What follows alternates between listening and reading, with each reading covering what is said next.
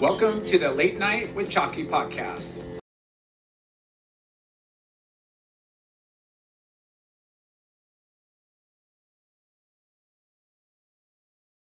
I thought you said you were ready. Ready? Friends and family, brothers and sisters, welcome to the Late Night with Chalky podcast. Our guest this week is one of the OGs as a crossover athlete in action sports. Not just one sport, but like multiple. Surf, skate, snow, moto. This guy's an incredible artist to add on. Are you kidding me? Geez, what else do you do? We'll find out.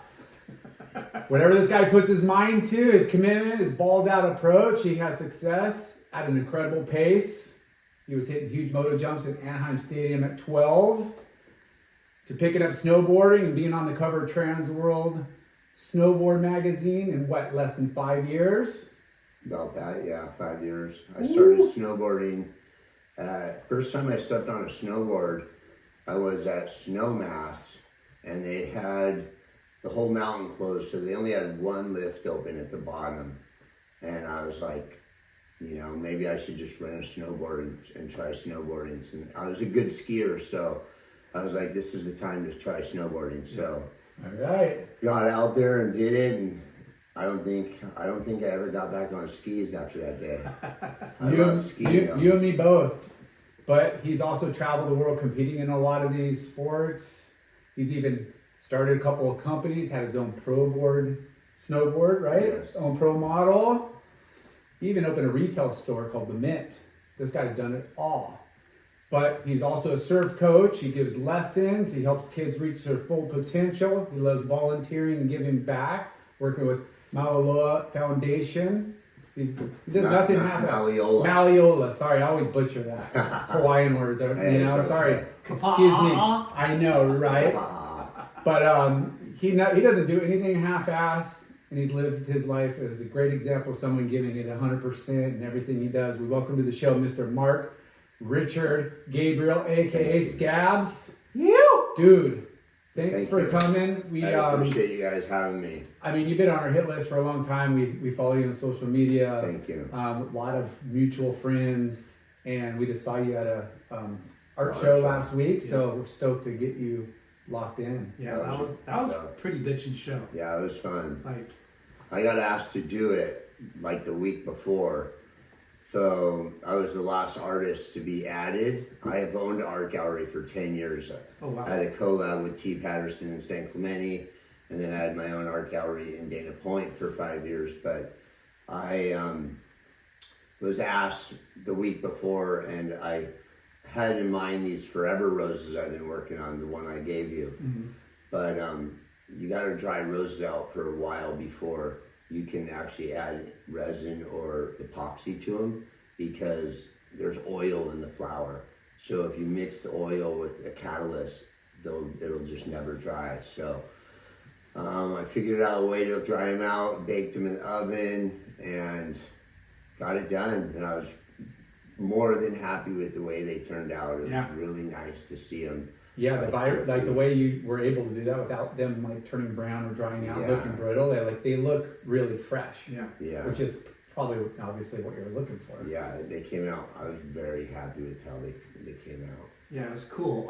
Our friend Stephanie Garcia, I think she curated the show. Pineapple Princess? Pineapple Princess. Pineapple Princess. We actually had her on the show too. I don't know if Oh, really? Yeah. Oh, cool. A while back. Pretty And, epic. yeah, she told us she's putting on that show, and like we drove up, you know, we hadn't been. I've been to that mall before, but never really walked it. And that was what, Saturday night? It was freaking Saturday. packed. Was it? Because I parked on the upper level and just walked in, like right. There's a level where you can park and just go right into this gallery. Yeah. So I didn't walk through. Well, actually, I did. I went down and I ate at Islands before, but yeah, it was pretty crowded. It was crowded. Yeah. Like for a Saturday night, the parking lot was pretty full. It was banging. It was banging. Like we never visit malls. Like never. And I was like, I guess this is what people do. Yeah. And the stores there are definitely like better than They have most premium. malls. Yeah, like during COVID a few years ago, a lot of the stores were closed in that mall. If Yeah. you walked through that place like 6 years ago, Yeah. I mean, there was every other store was almost closed down. Yeah. And they kind of revamped it and got it going again. So There's a lot of premium brands in there. Yeah, Or there companies. is, Yeah. yeah. But when we were walking through the store and walking through the mall and started seeing all these people, like, what the fuck are they doing here? You know, like Yeah. on a Saturday night, and there's people shopping definitely, and but like an art gallery in the mall is kind of weird, right? Yeah, there was another There's gallery two. downstairs. There's another. Yeah, because we pulled up at the information sign and we saw another one in. I was curious how people were gonna find it because it's kind of tucked way down there Yeah. at the corner. But it was a pretty killer curated show with a bunch of different artists that kind of did a lot of different mediums. Yeah, And then the people that showed up, like, it was pretty packed. yeah, it was decent. Yeah. I had a great time. Music, you know, good vibe for sure. Yeah. But let's start at the beginning, Scabs. How'd you find, what was your first love? Skateboarding, Well, surfing? To be in the beginning of my like surf adventure, my grandmother used to come down and visit us at my house, probably like 3-4 times a year, mostly on the holidays. But when I was about, when I was about 4 or 5, she used to come down in summer and take me to Laguna Beach and buy me one pair of shorts and one pair of pants. And that was at the OP store where they had the square boxes of all the different sizes. It was like biggest on top, smallest on bottom. And she would let me pick out, you know, a pair of the corduroys. Remember the OP pants with the two-tone, the beige and dark blue, or the all white, and or the dark red. Thick whale corduroy. Super thick corduroy. So with the weird yoke, like, with the pockets, kind of, and that was kind of my first stoke into like the surf. Like I think, you know, I was like, you're not even talking about the water. You're talking about the clothes. So I was like 5. It was probably 1975, 1976. I was 5 or 6. So I kind of realized, okay, this is kind of like something different than the normal like clothes. Yeah. There's and you're already thinking that at that age. Yeah. So you're pretty like kind of self-aware of like style. Yeah. I mean, I had to have them. I had to. And it's weird because it's not super fashion forward, but it was obviously a beach. Yeah, at the time it was a full beach. Yeah. It was California vibe look. It was right down at Main Beach, right next to like kind of where the theaters are. Yeah. A couple closer towards kind of where Salt the Creek area, like a couple stores south. And that's it. So I got my first pair of OP shorts and OP pants, and from there, after that, I basically was a motocross racer. You know, I was into motocross. I hadn't got into motocross racing yet. I ended up getting my first motocross bike at, I was about 10. I got a KX80. I went to... Who got you into motorcycles? Well, we went out, we'd always go to the river. So I was into water skiing. We had jet skis. Is this your dad that's fully my active? dad had, we had about 4 or 5 different friends, and we'd go out to Park Moabi in 20 miles below Needles. And there were these points, about 30 points, and we'd get a point, and you know, we'd invite 5 or 6 friends. Everyone parked their motorhomes or their campers, and then each point, the points are really small. They're like little groins. So each groin would have its own private beach because you're on the river, so a lot of water's moving. So the groins kind of kept it a little bit, protected, calm there, so you could park your boat without without the anchor getting pulled and washing away. So that's kind of where I fell in love with the water sports, and I started doing a lot of water skiing and stuff when I was a kid. And this is all before surfing. This is way before surfing, yeah. Okay. And but when you some of the families that came out. Sorry to bother you, Rebecca, but you know the whole OP thing. Yeah. why did you identify that to surfing? Did you see surfers? I'm not sure. I just think there might have been, maybe I was just, they might have had ads out then in 73, 74. Yeah. And there was probably surf pictures maybe in the OP store. Yeah. Definitely. So, Yeah. So you're like, that's me. That's what I was like, this is cool. I just had to have those OP shorts and the cord pants. So funny, you were so young, 4 or 5 years old, and then you hadn't even seen the ocean, you haven't. Yeah, I hadn't really, at that time we were living in Laguna and Nigel. So, but yeah, we ended up going out to the river a lot. Easter, the water would be 48 degrees.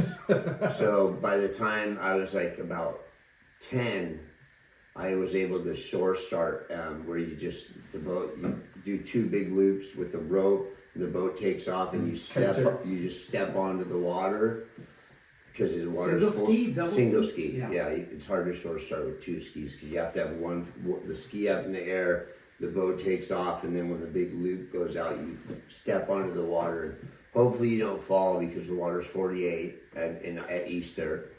So that was where I fell in love with water sport, like my first water sport. That, the speed, the glide, like all of that starts resonating, Was it pretty crowded? Like a lot of people?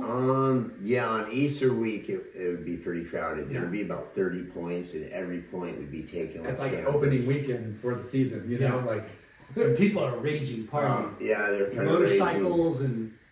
Okay, so that was where some of the people that we came out and stayed with us had motorcycles. I didn't have my own, but I was able to borrow and get on a motorcycle on that trip, like when I was, probably 8 or 9 years old. And I just hounded my dad, I want to get a motorcycle. And he ended up eventually, a year or 2 later, taking me to the shop, Kawasaki Honda off Avery Parkway in Mission Viejo. And I ended up getting a KX80. I was, I think, about 10. So I went from a little trail 60, borrowing some little family friend's little bike that barely puts around, and stepped into a high-powered KX80, which was like a bullet train compared to the bike I was on. Wow. So the thing that I remember when we brought it home, I rode it up the street, and I just went through the power band, and I was just so ever since then, I was small, or you're a tall kid? No, I was a little scrawny kid, yeah. But at that time, my dad's a contractor, my mom's an interior designer, and my dad, we moved into Nellygale, which is like horse property. Yeah. And there's 4 or 5 divisions of Nellygale. Well, we moved into the first division. So when they started building the second, the third, the fourth, it's all built around hills.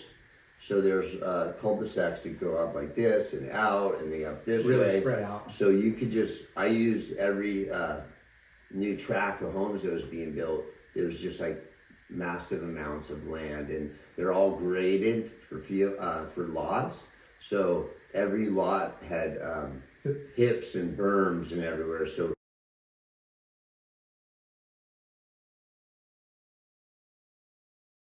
you jump up 5 lots, use the lot where you wanted to turn around, hit a berm, and then jump down 5 lots, and then we'd have jumps where sometimes cops would come. They say you shouldn't be riding on the street, so we would build a jump and jump over the street. So we weren't really, on a dirt bike, you don't want to really. Sir, was I on the street? Yeah. Well, most of the construction guys leave at like 3 o'clock because they get there cracks. So it's like every afternoon, it's probably just fair game. They would all leave, and then like the cops would come pretty regularly. So they would come, and since it's all built in hills and up hills and down hills, the cops would come up the street all the way around to where we were. We'd lead them all the way up to the top of a cul-de-sac. And once they got up there, we would drop down that hill, and they would have to go all the way around the street to get to where we were. Your house garage, looking through the window. What we would do, we would fly back to our house, put the bikes in the garage, pull off the seat and the side plate real quick, cops would come by about 5-10 minutes later. Hey, were you guys out there riding? And we, oh no, our bikes are apart. Yeah. We don't. My bike's right there. There's no seat, nothing. Or we would just stuff the bike in the neighbor's side yard, and then I had a couple bikes, and then sometimes they'd come in and walk up, and we'd just be like, oh, there's my bike right there. The cop would go up, feel the engine. Oh, it's cold. It must have not been that. Wasn't me. No. These guys, they caught on to your guys' little tricks. So like, yeah, let me feel this thing. You know, make sure it's I not probably heated. ditched the cops on a KX80 probably 50 times in like. Motor's 3 or cold, 4 man. years. Motor's cold. Now you got the e-bikes. Can't tell. Yeah. Maybe, I don't know. That's funny. And Nellie Gale Ranch, right? Yeah. That's on the way. It's off the down south. Oso Parkway off the 5 freeway. You Yeah. get off on You can see this. Oso. There used to be. You can see the backs. Yeah. Like, so when you buy a lot in Nellie-Gale, you own the property all the way down each hill. You either own the property down the hill to the next street, or you own the property up the hill. That was kind of like the selling point. Like you have horse property, you know, you either plow out a flat land down on the bottom and then put a corral, or you know, you go up your hill, make a flat little like plateau, and you could have horse property. But I used to just ride all day, practice all day, and then after, when it would be dark or almost like time, like after riding, then I'd jump on my horse and I'd go like, I was like 12, 13 at this time. I'd go visit my little girlfriends on my horse, you know, and I actually used to. That's pretty freaking rad. I used to ride my horse from Nellie-Gale down, what was it? I'd ride down Alicia Parkway. I think it was Alicia, one of those streets, anyhow. So I'd ride my horse from Nellie-Gale down the street, and I would ride it through the drive-through at Carl's Jr. and order my food. And then sometimes if I didn't want to take the food, I would park my horse outside at the bike rack, and there's a bike rack. So I tie my horse up to the bike rack, and there's a window. Here's the window. The bike rack's right there. My horse would sit there and look at me inside, and I'm like, horse is here, the window's here, I'm here eating, and he's just looking right at me. Did you have a sticker that said "My other bike is a horse"? I don't know. I hope my other motorbike is a horse. That's hilarious. That is so. hilarious. Yeah, that kind of was like the start of my motorcycling. And then I got pretty good on a motorcycle pretty quick because I had tracks right outside my yard. So was there other kids that were? Yeah, I had my friend John, my friend Jeff Olson. He had a KX80. My other friend John, he had a KX80. We were like the little rat pack of kids. And then my brother Lou, he had a KX80, but then he ended up getting a 125. My cousin Dave Kirkpatrick was a good racer too. He had a YZ80, but he had a 125. And I was kind of like always chasing my brother and my cousin because they were better. Yeah, and they're on bigger bikes, right? they're 3 years older. So they're the kind of the ones that kind of helped me really get going in riding and stuff like that. Yeah, because you're on an 80, they're on a 125. Yeah. And you just want to you're competing. Yeah, when I first got my 80, me and my brother both got KX80s. We got it was 1979, so I was 10.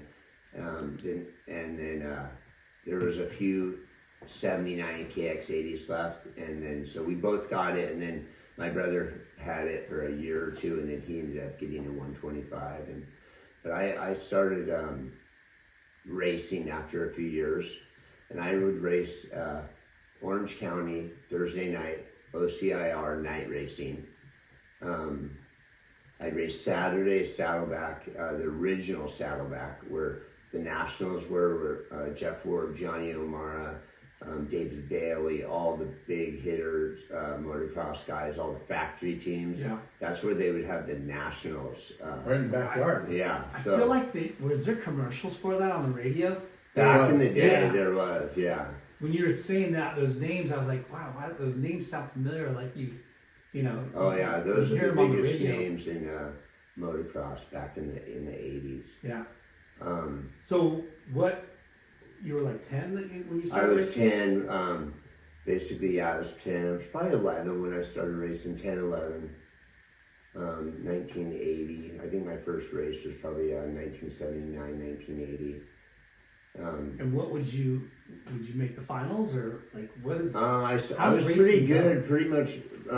It goes like beginner, novice, intermediate, expert. So you usually, after you get first place 3 times in an organization, if it's like CMC, NMA, You get bumped up. if you get first 3 times, you have to move up.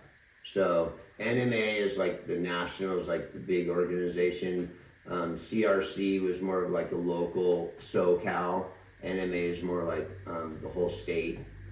But That's good. I They did pretty they good. did that to kind of keep the level playing field versus somebody just like, I just want to collect first and you're smoking everybody. Yeah, This is- because there's a lot of cherry pickers. A lot of Yeah. people would come down and like they'd be like intermediate somewhere else, and then they'd come down to Orange County and they'd race novice. They walk up, they go, I'm And- only 12. Yeah, but Wait, dude, you're like 17. I'm only 12. Easy, CC. and my mother was interior designer, as I was telling you before, but she happened to decorate Jeff Ward's first custom home. So for Valentine's Day one year, she had Jeff Ward take me riding, Wow. and he was the best of the best. I mean, the guy still cycles. He's like, 60, and he still cycles 60 miles a day. The guy's like Just a freak. a fit bull. Like, Yeah. God bless him. he told me he was going to take me riding, and he never really, it never really happened for a few months because, he's busy. The guy's Yeah. going 24/7 racing. And I remember I came home from Mammoth, and I went straight to the National at Saddleback. And I was just like, 125, 250 AMA Nationals. So I saw him at his box fan, and he had just won his first 125 National Moto at Saddleback. So I went up to him and I hit him up. I was like, "Hey man, when are we gonna take me riding?" And he's like, "Tomorrow." And he was in the middle of a huge national. It'd be like Kelly Slater's telling some little Grom, "Oh, I'm gonna take you surfing, and when are we gonna go?" After I win this event? Yeah, he goes, and then so he took me he won the event that day at Saddleback, the national, and then he had a factory bike, so the factory always has the bike. So the next day he went to Kawasaki and Irvine, picked up a stock KX 125, and we went out. I met him at the track, and I got on the track, started doing laps, and I'm like, God, he should have lapped me by now. I'm looking for him. I'm like, I don't see him, and so I pulled off. I didn't see him, so I finally went back to the truck, and he seized his bike, his first lap, because the day before he's on a factory Kawasaki KX 125. It's all tuned up to a It's different level. Yeah, So it's he not even close. So he probably went by Cowie, grabbed the stock bike, jumped back out on the track. He just won a national the day before, rode it just wide open pinned, and the thing seized the first lap. But he ended up taking me to a track in Laguna Niguel, which is a sand track at the top of Pacific Island Drive, which is right off of Crown Valley, like up in the hills, which is really cool. It was kind of, a local track, but it was pretty badass going to it. Did he live in Local Nelly track. Gale too? No, he lived in Mission Viejo at that Okay. time. still close, but Yeah. he has to go out his way, just because there's only a couple tracks, right? Yeah, we didn't. Well, Nelly Gill, Within- we had our kids tracks for the Groms, but he's like a super pro rider, so he was What kind of prizes would you win? big trophies about this big. Yeah. Sick trophies. Sick trophies. I had so many trophies. I ended up throwing them all. I got so sick of carrying them around and moving them because as I was telling you before, my dad was a contractor, so I lived in 17 different homes in South Orange County from the Buying time I people. was 3. We moved to Laguna Niguel when I was 4. So from 4 to like 21, we had moved 17 different times. Wow. Because my dad would buy a lot, build a house, sell it, build a spec house. If it didn't sell, we'd move into it, and then Sell it. Yeah, and then sell it. So we were always just changing. I went to a lot of different schools. Kind of had a tough time in school. I was kind of a, little hyper kid, and I think You're we a all. badass on a fucking motorcycle. so Did yeah. you play any other like Kind of organized, gets that way. organized sports? Like, was there any like your buddies like baseball, soccer? My uncle was a pro baseball player for. My uncle was the youngest pro baseball player to ever be drafted to the major leagues in 1963. He was 15 years old at Glendora High School. What? And he went from 10th grade to the Angels. Now, imagine being in 10th grade and then going to the Angels. Hell no. That is crazy. Like, He seriously got drafted he out got of 10th drafted. grade. I think he literally just turned 16 maybe, because I think you had to be 16. Did he have a pretty good long career? Yeah, he played for 16 or 18 years. Fuck. Yeah. what a So, beast. Yeah. He played, he was on the Angels for 4 years. Then he went to the Kansas City Royals for 3 or 4 years. Then he went to Pittsburgh Pirates for 4 years. That's 12. And then I think he had 2 years in Texas, and then 2 years with the Milwaukee Brewers. That's a long freaking. Dude. How long? Because there is people that have Base- long careers like that. If But you don't get injured, baseball, Yeah. like pitchers are the ones that kind of like have short careers because Yeah. of the arms. But if you're, you don't get any injuries, Well- they play quite a bit. what position did he play? He played, he was a utility player, so he could play, he played catcher a lot. So he played catcher, first base, right field, and he switch hit. So he could pretty much play any position. And What's his name? his name was Ed Kirkpatrick. So, but he died, maybe 10, 15 years ago. But when he passed away at his funeral, my cousin Jeff got up and talked about his dad as a baseball player. And he was like, there's only 350 baseball players in the whole world that play pro baseball. There's 350 pro surfers in San Clemente. You know what I mean? Like between San Clemente and here, there's almost a couple hundred pro surfers. So really put it into perspective, like how, and then there you got all those college players. There's so many good baseball players. Tens of thousands, Yeah. hundreds, millions. Yeah. I mean, the numbers are crazy. Yeah. Like, So- and baseball has, 9 on the field, and then they'll have a lineup of pitchers. So, We not a ton of people, per team. Yeah. We used to talk about this a lot, how being a professional athlete that has a career, it's pretty fucking small.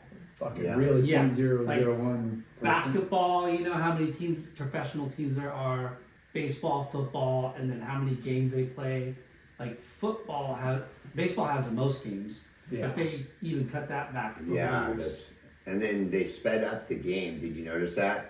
I never- So remember all the pitchers would get the ball back from the catcher and they step onto the mound and step off and sit there and rub the ball and play with their hats and then step back onto the mound and then pitch another pitch.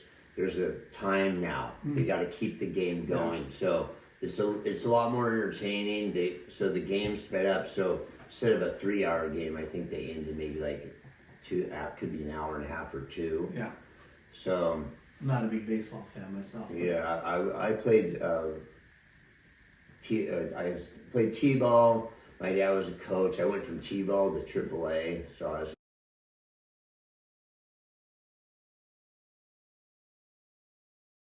I kind of was pretty good at baseball. That was the other sport you were asking me if I played. So I actually did. Surfing and snowboarding and motocross has consumed my life. I almost forgot that I played baseball. Well, as a young kid, like that's what you. Yeah, I did. Yeah.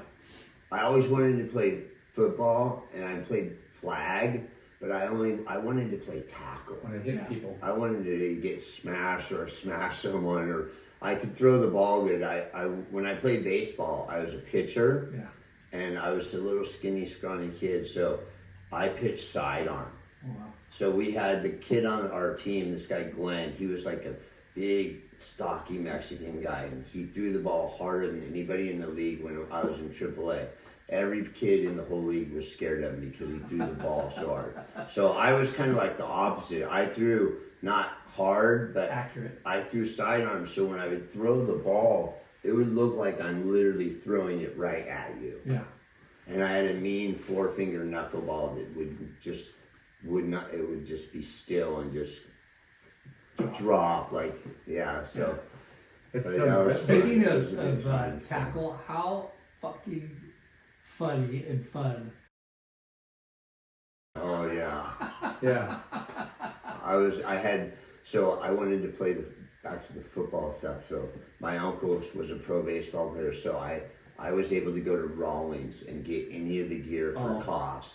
I went up and got all the Raiders. I got the Raiders jersey, the big thick pads to make my little twig legs. I had the big pads, the ones that are defined. I got the gear, and I came home, and I had 3 older cousins and an older brother, and they're all 3 or 4 years older, and 4 and 5. So I was the little kid that could never, they're always going, oh, we're gonna go out and stay out till 10. Well, you're not going. Yeah. We're gonna go here. You're not old enough. Yeah. So I was like the little kid that could never go with them. But anyhow, once I got those pads and I came back, they just smashed me. We do these 2 and 3, 2 on 2 or 3 on 3, and once I put those pads on, they thought they could just blast me. Yeah. And they did. How fun. Though, Yeah, we would every time it would rain, we would go play like mud football, in the park, and no pads, and we just destroy each other. Yeah. Like you're just, I don't know. I mean, but pads. I don't know what. I think it was junior high. It must have been like 6th, 7th, 8th. That we put on the pads. Yeah. Pop Warner or Junior All American or whatever. So what was the next sport? So let's see. Moto. So I really got into motocross. That was like, once I got into moto, I went full on moto. I was like 4 times a week racing, 2 or 3 times a week practicing, racing. Shit's expensive too. Yeah, and so I was like I was set on being a pro motocross racer. I was on my way, and every track in Orange County closed down, even in Corona, OCIR, Indian Dunes, Saddleback, Carlsbad, they all closed for insurance reasons. Remember when everyone got super sue happy in the early 80s? Someone would break their arm. Why skateboard. Yeah. Skateboard So closed. at the track, someone breaks their leg, arm, or back once or twice every weekend. So you have people going out on in the ambulance literally 2-3 times a day at the motocross track. Yeah. So they all closed for insurance reasons. We ended up moving out of Nellygale. My dad built a few homes there, and he ended up having some heart problems. So he sold his dream house he had built in Nellygale, and we moved to Beach Road. Shit. So What a bummer. once I moved to Beach Road, my bikes never came out of the garage. So you're talking Beach Road. Yeah, so we The moved. famous The famous fucking Beach Road. Beach Road. So you went from Moto Heaven Moto Heaven Moto. to horse. surf. to Surf Heaven. Mecca. Yeah, Surf Mecca. And for people that don't know Beach Road, Yeah. that's where the icons of surf Yes. lived. Yes. So you were tripping like bummed, but then when you found out where you landed, you're like, what? Yeah, it was pretty. Instead of getting the bikes ready, the gear ready, you always have to ask a mom or a dad to drive you to the track, and the tracks are a half hour away. So to be able to grab a surfboard and literally just flop into the water, compared to getting ready for a motocross race the night before or the week Yeah. before, it was like, just that alone was almost heaven. Yeah. Not even knowing how to do anything on a surfboard. Not even relying on anybody. Plus- And not relying on anybody to get me there. Yeah. Or my dad would always say like, hey, my mom would be like, I'd be like, I'm racing tomorrow. And she'd be like, you're not racing, you don't have any money. So I would always clean my dad's job sites. And I'd make 20 bucks. I'd 20, 25 bucks. It was 20 bucks to race, and you'd need 5 bucks for the snack bar and 5 bucks for gas. So I'd make my 25 bucks, and then if it was a Friday and I'd race, my mom, I'd say I'm racing Saturday, and maybe I would. Then I'd say, oh, I'm racing Sunday. And by that time, my mom would be like, you're not racing, you don't have money. I'm like, so I'd work for my dad on Saturday, cleaning job sites all day, pick up all the trash, all the wood, sweep the job site. I'd have my money, and then I'd be like, look, Mom, I got my money. Yeah. I'm going. And she couldn't say anything then because You earned it. Like, not only does it cost you money, you got to work at it. Yeah. And loading up the bike, right, Yeah. on a trailer or whatever, Yeah. box car or whatever, box trailer. Yeah. It takes it's time consuming. A lot of prep. Yeah, a lot of prep and putting on the gear, the boots, and all that shit. Like, Yeah. there's a lot more to motocross racing than putting yeah. on a pair of board shorts or a wetsuit and jumping Oh, in. yeah. So what age was this you moved down to the beach? I ended up moving to Beach Road, let's see, I was 14, I think I was 14. So 8th, So 9th grade? it would have been 82, 83 maybe, around 83. Perfect timing.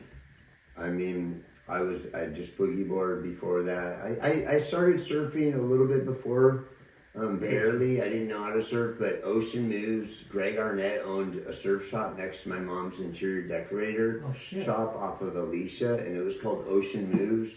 And my mom had her interior design place, Gabriel and Steiner Interiors, 2 doors down from Ocean Moves. And at that time, Greg Arnett he was a Golden Wrench Award mechanic for Honda for Johnny O'Mara. And Johnny O was a world champion. He would battle Jeff Ward in the 125. He was Honda. Greg had worked for Honda. So I was a big racer. So when Greg would come over to our house for dinner, I'd be like, Greg, can you take this piston and rings and drop my cylinder onto it so I don't scratch the cylinder and screw it up? So, and then he was into surfing. He had Arnett surfboards in his little surf shop. So it's like, I had Arnie right next to me, and that was my whole deal. I was Moto, he was Moto with Honda. He was surf guy. I wanted to surf. That's kind of what really got me into surfing. When I was living in Nelly Guild, we had a surf shop, and when I was 9 years old, I got a moped, a Califo moped, and you could pedal it. So I was out on the streets driving my moped around at 9 years old. So They need to bring I'm it like, back. if I can race and jump doubles and hit whoops, I'm definitely qualified to ride a moped on the street. Yeah. so you And I was 9. I drive down to my mom's interior decorator shop, and Arnett kind of got me into surfing. Him and Lois Arnett, they took me to Hawaii for my first time. I was 11. It was me, Kip Arnett, Greg, and Lois. We went to the South Shore. I remember he took me to Leftovers was the first spot I ever surfed on the North Shore. And then we went to the beach park, and Greg's like, this is Pipeline.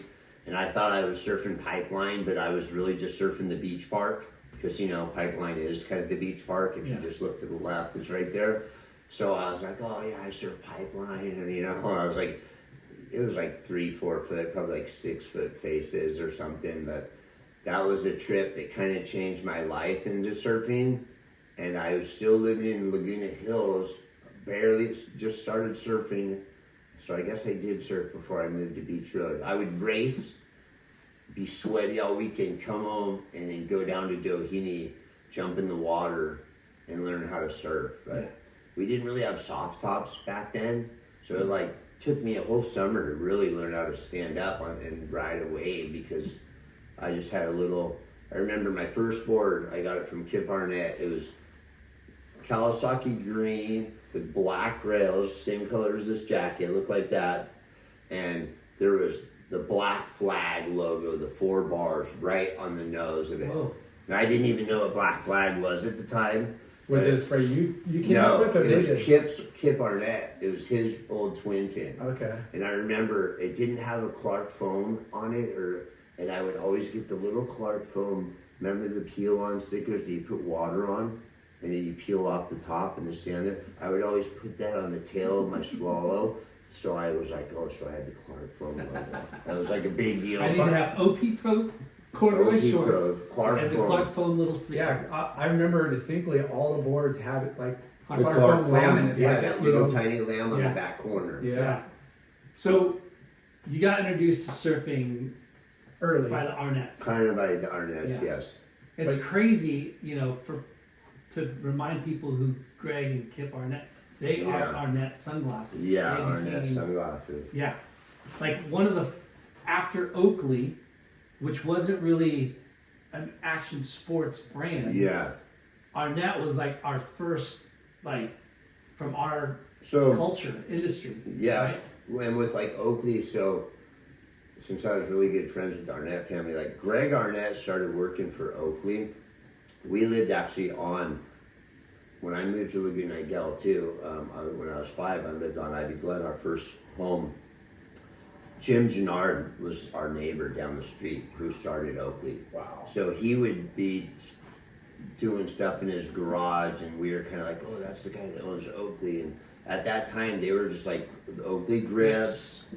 I don't know what else they had. Maybe I don't know if they had the glasses out then or not, but Greg Arnett is the one that really designed all those Oakley blades with the snap-off sides, the different colors, the blade, The nose. the razor blade. He was a big designer in all that, and Oakley went from like, I don't know, these numbers aren't exactly right, but 20 or 30 million to 300 or 400 million Yeah. from his designs. Yeah. And Remember Yes. how huge Oakley was Yeah. at that time? so Huge. Like the blades. The blades with interchangeable Yeah, like that was all Greg iridium Arnett. and Yeah. and the grit. It was like High- design your own almost Yeah. because you could buy all The the. stickers Parts. were like, You had to Oh, Oakley. he probably did 100 million in stickers. yeah, the Yeah. stickers were so important. Yeah, What was it? Hydronuclear or something like that? Like, they had the Oakley factory pilot ones. Yes. That's the big ones for Yeah. me. Those the motocross racers, factory pilot. yeah. If you had one of those, you're the guy. But the other ones too, the Nuclear hydrothermonuclear. protection. Or Yeah, something. and you're just like, oh my god. And they Those were. were sick. And those were like the first die cut That's ones. what I was gonna say. They were like expensive, That's the like, first really like where all the other stickers Yeah. were, whatever. Those were the expensive. That's the stickers. 2-part sticker. I Yeah. use those a lot for my art gallery, and like you give them to people, they don't even know what to do with them. They think they take it off and they put it down, and they don't know that you peel off the second part.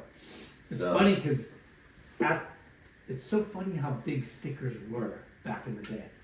And it was We need to bring back. locomotion. Remember how every lowered like Nissan had the fucking Oh, yeah, locomotion, locomotion. rainbow and Oakley stickers.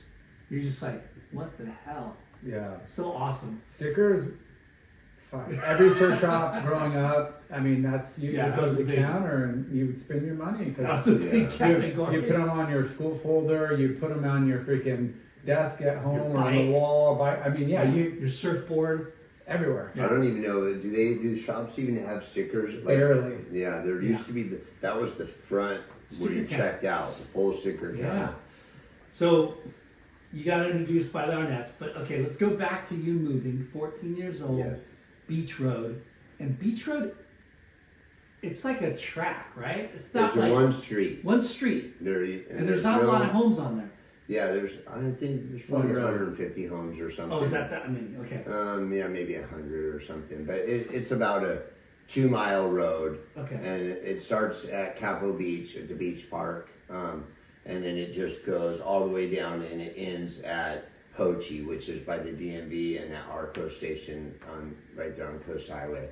But when we moved there, we ended up moving to the second house from the end, right next to Pochi, and The better of the. we were like a lot of the heavy surfers and all the legend surfers, the Clark Foams, the Hobie Alters, Wayne Schaefer, the Fletchers, the Walter Hoffman, the Fletcher families.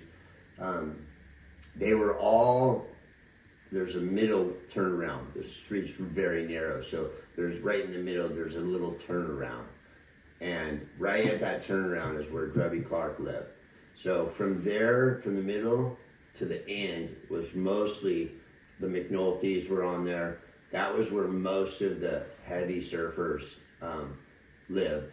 Probably, middle of the road though, there was a good break called Barry's actually. Charlie Barry, he's a really good surfer. But there's breaks around that road, but. Yeah. How Not when that did you many. realize that you ended up in like the perfect place for you as a surfer? On that street. Well, I was super amateur and didn't know anything really about surfing, but I started to learn pretty quickly. Yeah. I'm like surrounded by a bunch of legend surfers, and Christian and Nathan Fletcher would always be at their grandmother's house. So Christian didn't go to school too much, so he would a lot of times just wait for me or any of his other friends to get out of school, because a lot of the kids are in school. So when I would get home from school, he'd be there a lot. We'd hang out together. Are you guys similar age? I'm, I think, a year and a half or 2 years older. Okay. So I was, But they were ahead of their times in the water already. Oh at their yeah, age, Christian so- he was doing backside airs when he was like 12 years old. My friend Jeff Olson that I mentioned earlier, that was a motocross racer with me, he had one of those little water cameras, the old school ones, the little plastic boxes, and he has a few pictures of Christian when Christian was like probably like 12 or 13. Wow. And they're Those like, are worth some money. they're like legitimate fat airs. Wow. Dude, I Not remember just like those little cameras. funny op, like he's launching out of the way. So you meet Christian, and he's already a personality, right? Yeah, he's just Out of control. surfing, ripping, shredding. Nathan was good too. Nathan was like, Nathan. Were they cool or were they like No, they were standoffish? No, or? they were really cool to me. I think their grandfather was huge into motocross racing, big time. And Is that DB's that's Walter? Divvy's father, Walter. Okay. So Walter, Malcolm Smith, Walter and Malcolm Smith are about the same age. Walter, Malcolm Smith, Bruce Brown, Yeah. the Browns, with Yeah. in the summer and on any Sunday. Jeff Ward, the guy that I was talking about, he was the one riding that little wheelie up Saddleback Park. The little kid riding a wheelie on a little mini bike, that's Jeff Ward. And he was riding wheelies at Saddleback Motorcycle Park, and Bruce Brown saw him and is like, just started filming him and put him in the opening on any Sunday 2 or something like You gotta that. pull that up. There Wow. So much history that, like, right there. It's Yeah. so wild how. Like that street, when we had BB and Herbie on, and she Oh. told us who lived on that street. Yeah. You're just like, wait, Joey Cabell, Those right? are what? Yeah, Joey Cabell, Yeah.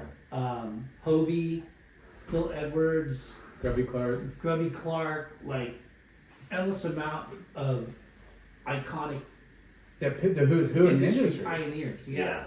You're just like, wow, how fucking rad is that street? And it's so minimalist in regards to what like San Clemente offers Yeah. as far as neighborhoods and What's cool about it houses. is, like, if anybody's in their garage working, which are surfers and motorcycle riders are always in their garage, you get to kind of go, there's one way in, one way out. So if you're in your garage, you're like, hey, what's up? How are you doing? What's going on in there? You kind of can become friends with people pretty quick. Yeah. And you have to go slow on that road. You can't fly down that road. There's Yeah. speed bumps and there's big potholes. Like back then when I lived on there, it's all repaved now. It's kind of nicer now, but back in the day, it was an old road. So But it's low key, safe, only one way in and Yeah. out, like you said. So people are pretty open about like leaving stuff. That's a and tight knit Yeah. community right there. very Right? communal.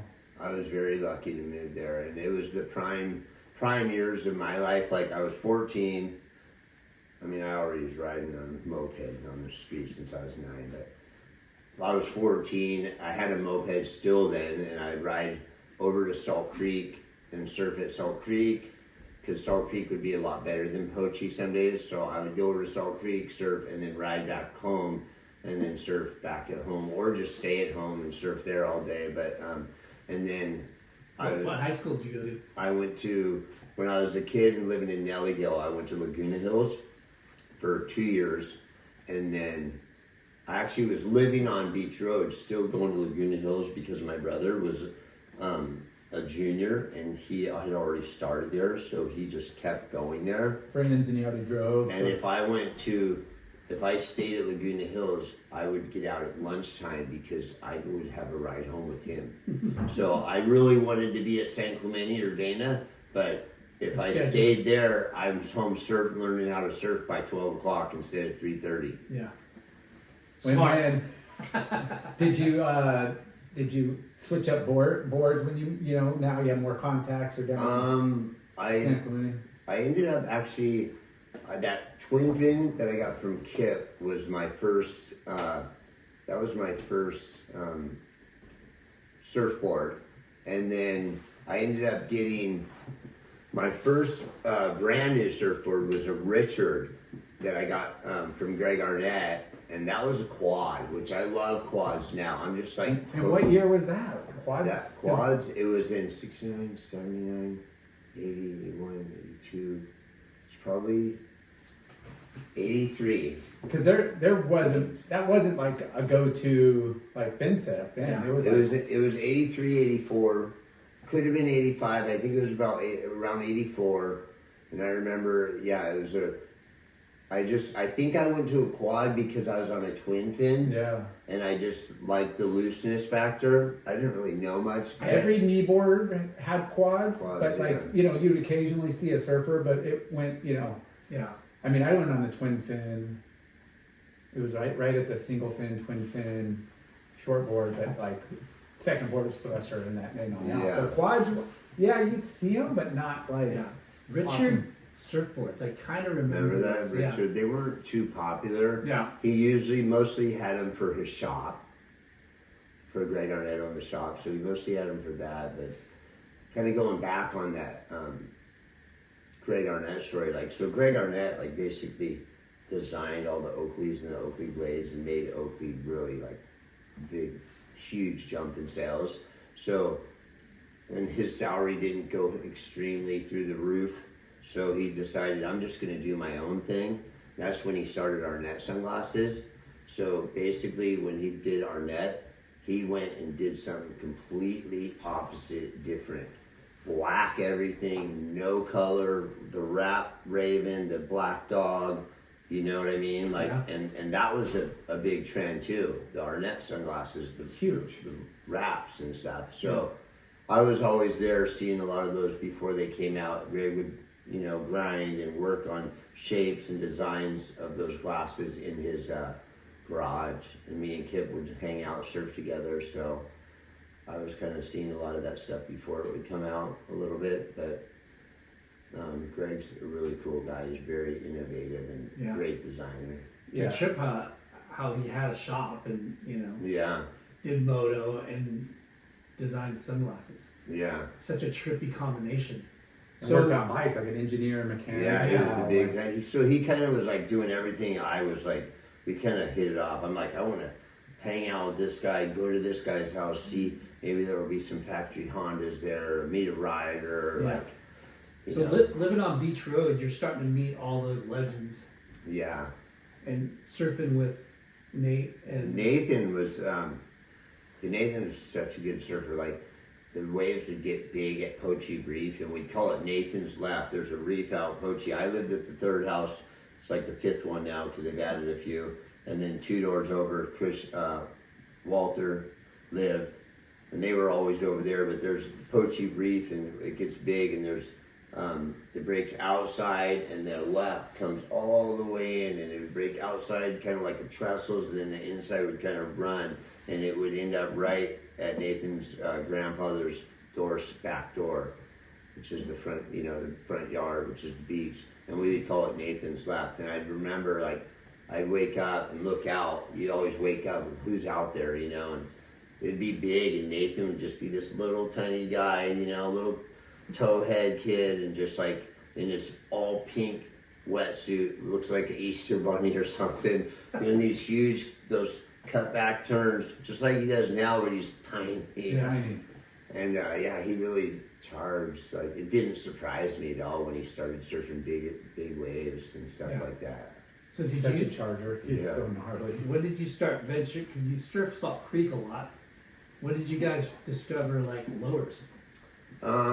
Christian would go to lowers. I was never really a big lowers guy because I had the beach in my backyard, and I wasn't really that good of a surfer to be trying to venture off to a lot of other breaks. So Salt Creek was kind of my break. Yeah.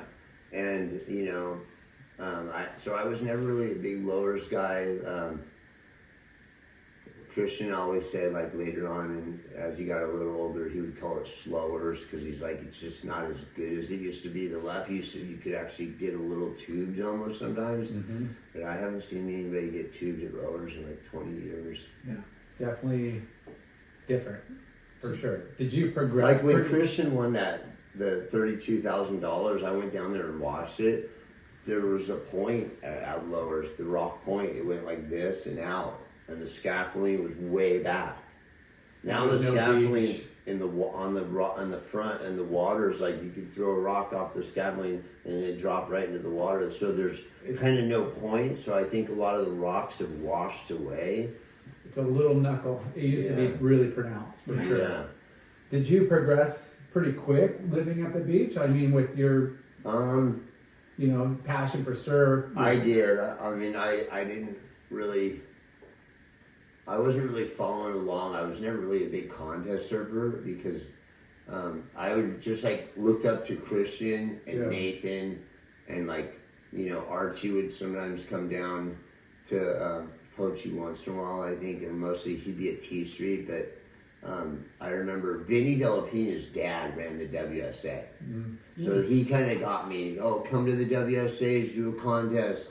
He was running it, and he'd get me into it. And he's a Salt Creek guy. Vinny's a Salt Creek guy. So I basically grew up a lot at Creek, because I started going to Dana Hills once I lived I was living in San Clemente on Beach Road, but then I transferred to Dana, because I think I started going to Salt Creek a little bit, because I was at Salt Creek when I met Christian and Nathan.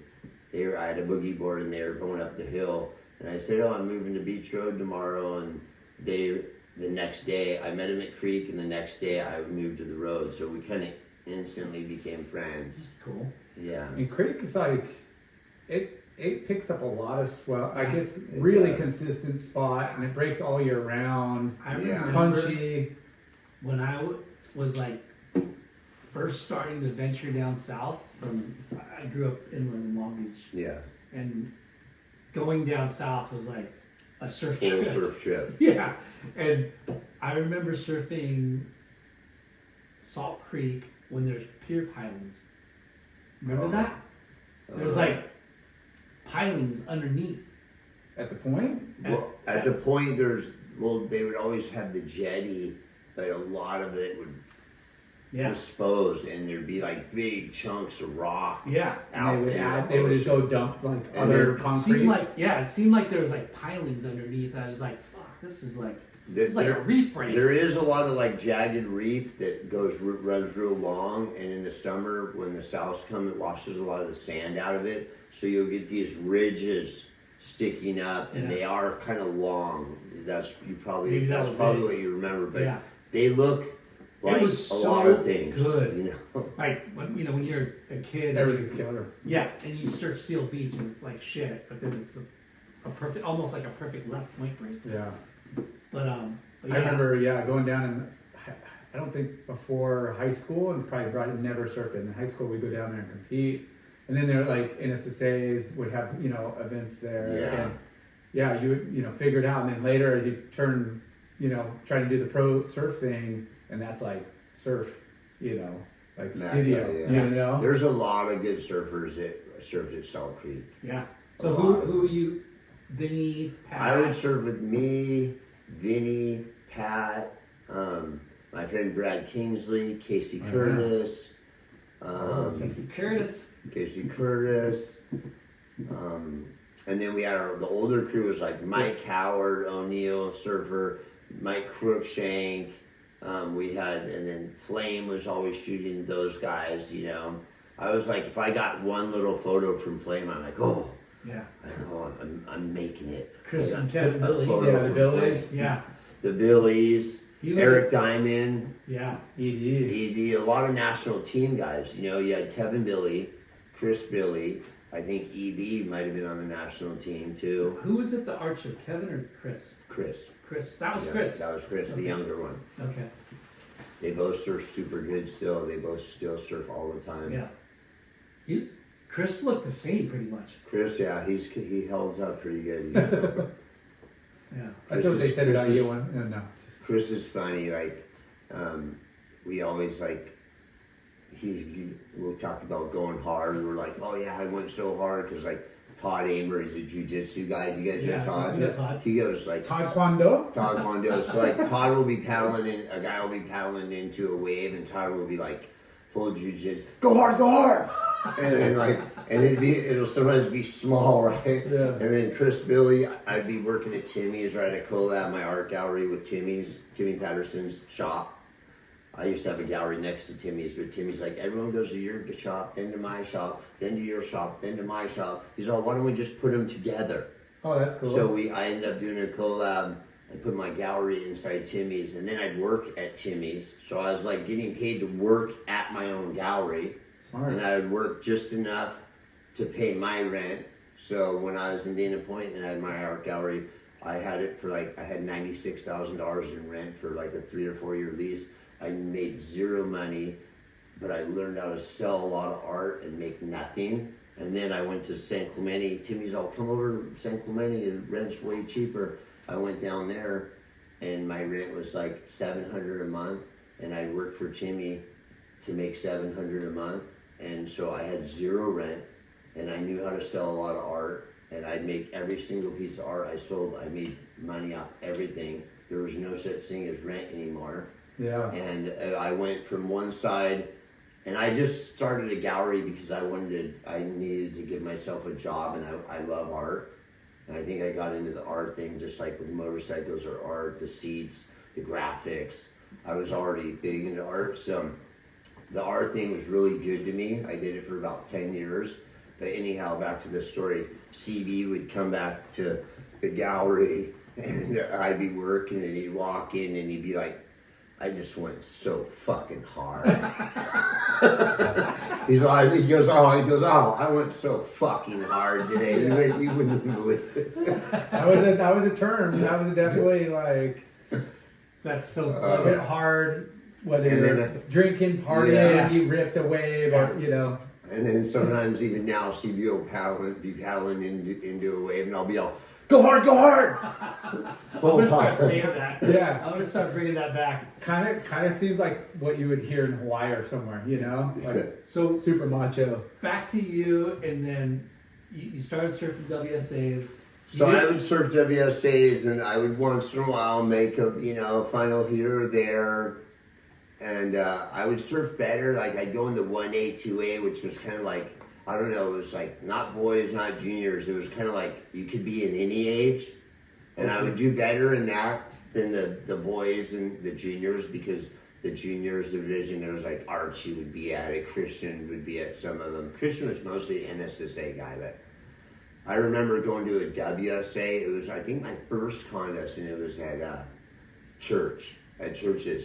And I remember paddling out. I knew who Archie was. I think he had a few shots in the magazine. And I remember paddling over this wave and being like, whoa, there he is, right? And he just comes off the bottom of the D-bomber and comes up. And I go over the back of the wave and look back, and I just see the tail of a surfboard. Poof!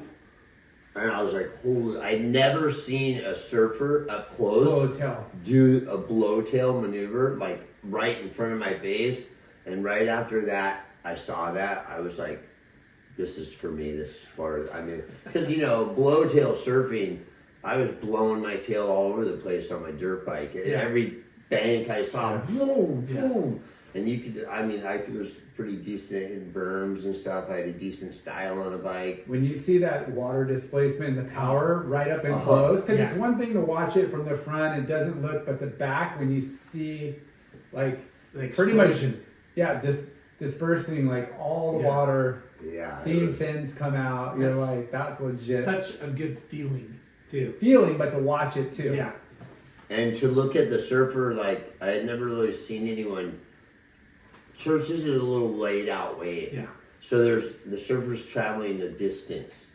As he drops in, he's going down for a ways before he comes back up. We're at Pochi, Salt Creek. You kind of go down. It's like a hole almost. You know, it's like you're surfing in a trench almost.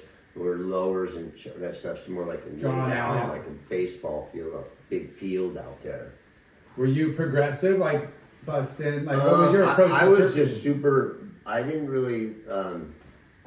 Because you're surrounded by the most radical progressive surfers. I started figuring it out. Everybody was always like better than me because I was always trying to hang out with the better surfers, and you know, I eventually got a little decent at surfing, and I'm still like, I still feel like I almost can do some of my best surfing even right now, but I always wanted to, like, you know, do something cool on a surfboard that, you know, that I hadn't seen before. And I finally, like, I'm like, oh, by the time I'm 40, 45, I want to do something cool. And I finally, like, had it set in my mind. I wanted to do a tail grab on a surfboard, and I finally did one at the wave pool in Waco.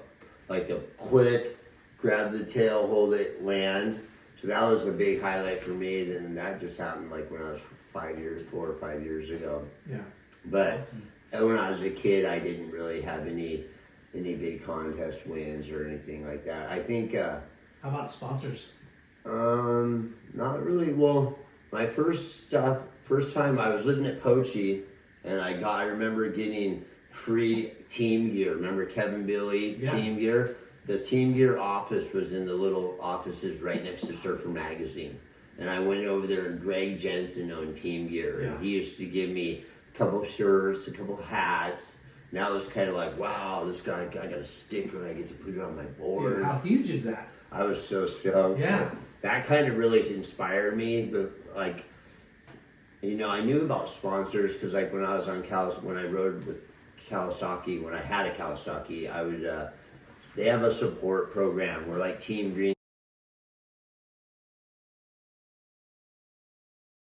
And if you're riding a race in a Kawasaki, they have trucks out there, and if you blow an engine, you can roll your bike up, and you can roll your bike up to Kawasaki Team Green, and they'll pull your bike apart. It's like that's pretty. As an amateur, you can be nobody, roll your bike up, and they'll wrench on your bike and get it ready so you can race. So I knew about sponsors, and I wanted to probably have them, but I just wasn't good enough at the time. But you know, I eventually started getting some free stuff, but it was a long time. It was after. It was more like I started getting free stuff for surfing and snow. Kind of got it for snowboarding More. But all the snowboard companies were trying to be surf companies too, or vice versa. So I kind of get a little bit of both. Yeah. So that's kind of where like free product and sponsors started coming into for me. So you mentioned earlier going up to Mammoth with your family and skiing, obviously, because snowboarding wasn't around at an early age. Yes. And then at what age?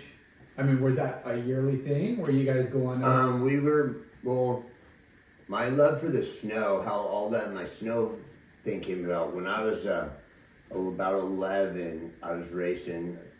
I was 11, I was into Moto, I was racing. We had an exchange student, this girl from Sweden that lived with us for about 2 or 3 years.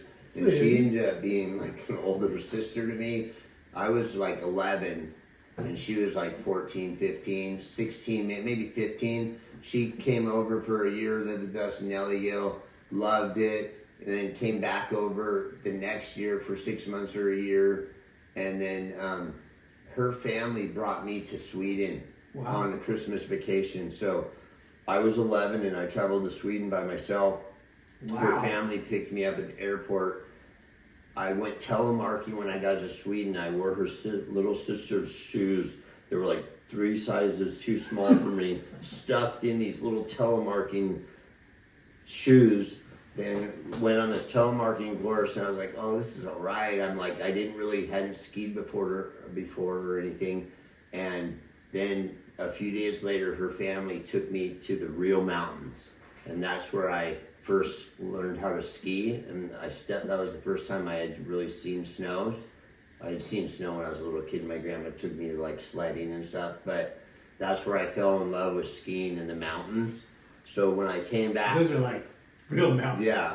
I remember when I got there, I had never been on skis before, and she's like, here, she knew how to ski good, the girl, she's from Sweden, so she put me on a rope toe, you know, when you stick the thing between your legs, T-bar, and I just remember going like this, going up, just to get out of the lodge, the hill was like vert almost, I was like going like this, just going up, and then when I got off the top, there was a cat track. It's like a steep, I'm up in the pretty high, Sweden mountains, and there was a cat track that was very narrow to get down, like off of where we were. And I just remember pizzaing, the pizza, and looking over, I can't, if I go down there, I'm gonna slide down the hill. So but she took you on a black diamond. She took me on a pretty steep hill, and but I fell in love with the snow, and when I came back, I don't know how, but my parents ended up buying a condo in Mammoth. We went in with one of my dad's partners that does the contracting, and we bought a house at the Woodlands condos in Mammoth. And we would go Thanksgiving, Christmas, Easter break, spring break, and I got really good at snow skiing. I was already into motocross racing, so everything, I looked at the mountain as a motocross. Any hip, spine, double, triple, whoop. I just look at it, and everything that I hit, I would try to lift the ski off the ground. It's just like surfers and skateboarders. When they see a bank, they go towards that's a wave. Yeah, not like most people just get down to the bottom. Like you're hitting every little corner. Yeah. Every little, like, you're gonna do a Bertleman, you're gonna do a cutback, and you do the like kind of, we roll up and you'd be like, follow the leader. You're like, there's this other little hip. So each time you're expanding on the features, you're finding like additional stuff, and then you get so confident you're just fucking booking. Yeah. I would wear my wetsuit. I had a Victory wetsuit, and I'd get so cold skiing, and I'm like, you know what? Maybe I'll just wear my wetsuit. So I remember I'd wear my Victory wetsuit. It was red and gray. I'd go see Mark. That was kind of also, I kind of got in there and getting like a good deal on wetsuits. Nathan and Christian were sponsored by Victory.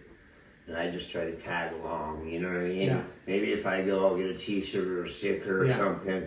And so I would go see Mark at Victory, and he would make us these custom wetsuits with the colors. And I'd wear my Victory. It was perfect. You could be flying, skiing, yard sail, and the wetsuit, you just slide. Yeah.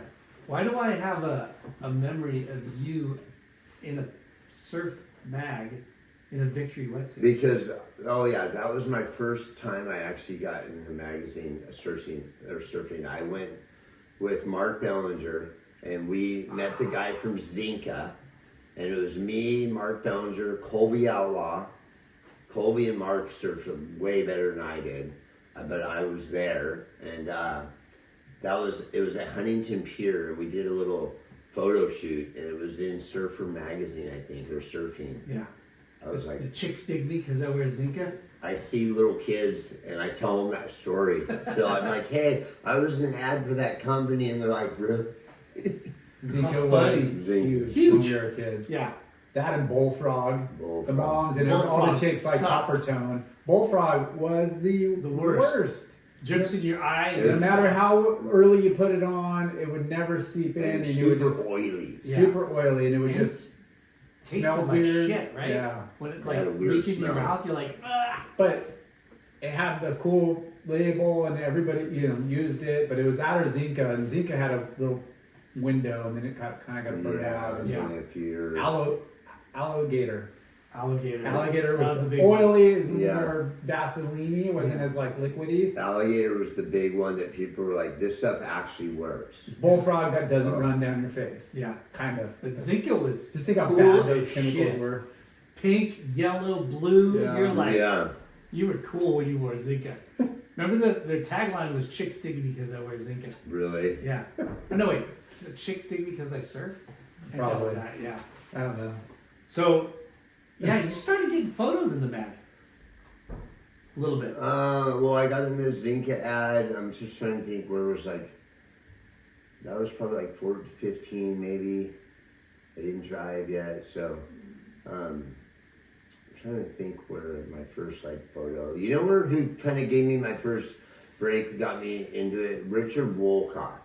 He put me in Beach Happy, and I think I had like a surf and a snowboard shot. It was like little profile things they would do on Did surfers. you get on Volcom? I was actually riding for nobody at that time. I think I was just. I was riding for Quicksilver. I think Wolcott was with Quicksilver, so he put me on Quicksilver, and I was getting snowboard gear when I started snowboarding. Like once I turned 19, that's when I stepped on a snowboard. First time I stepped on a board. I was What 19. mountain? Mountain? Snowmass. It was Snowmass. I was saying that the upper runs were closed, the bottom run was open. We were staying in the village where you could walk out of your hotel, put your board on, and ride down to the lift right there at Snowmass. So, yeah, so I was 19 then. That's when I started getting a little bit of, I wasn't getting credibility then, but like a few years later, like basically at around 21, I was really, snowboarding came to me pretty quick, because it's like, once I had 4 edges to deal with skis, once I dropped 2 poles and got rid of 2 edges and just had to focus on, heel edge and toe edge, like snowboarding, I picked up on it pretty quick. I already knew how to ski and knew how to look at a mountain and carve and use my edges, so I picked up on snowboarding pretty quick. And so you rode for Quicksilver for. I was riding for Quicksilver for snowboarding. Yeah. I started riding for Quicksilver for snowboarding. And Did you ride for Arnett too?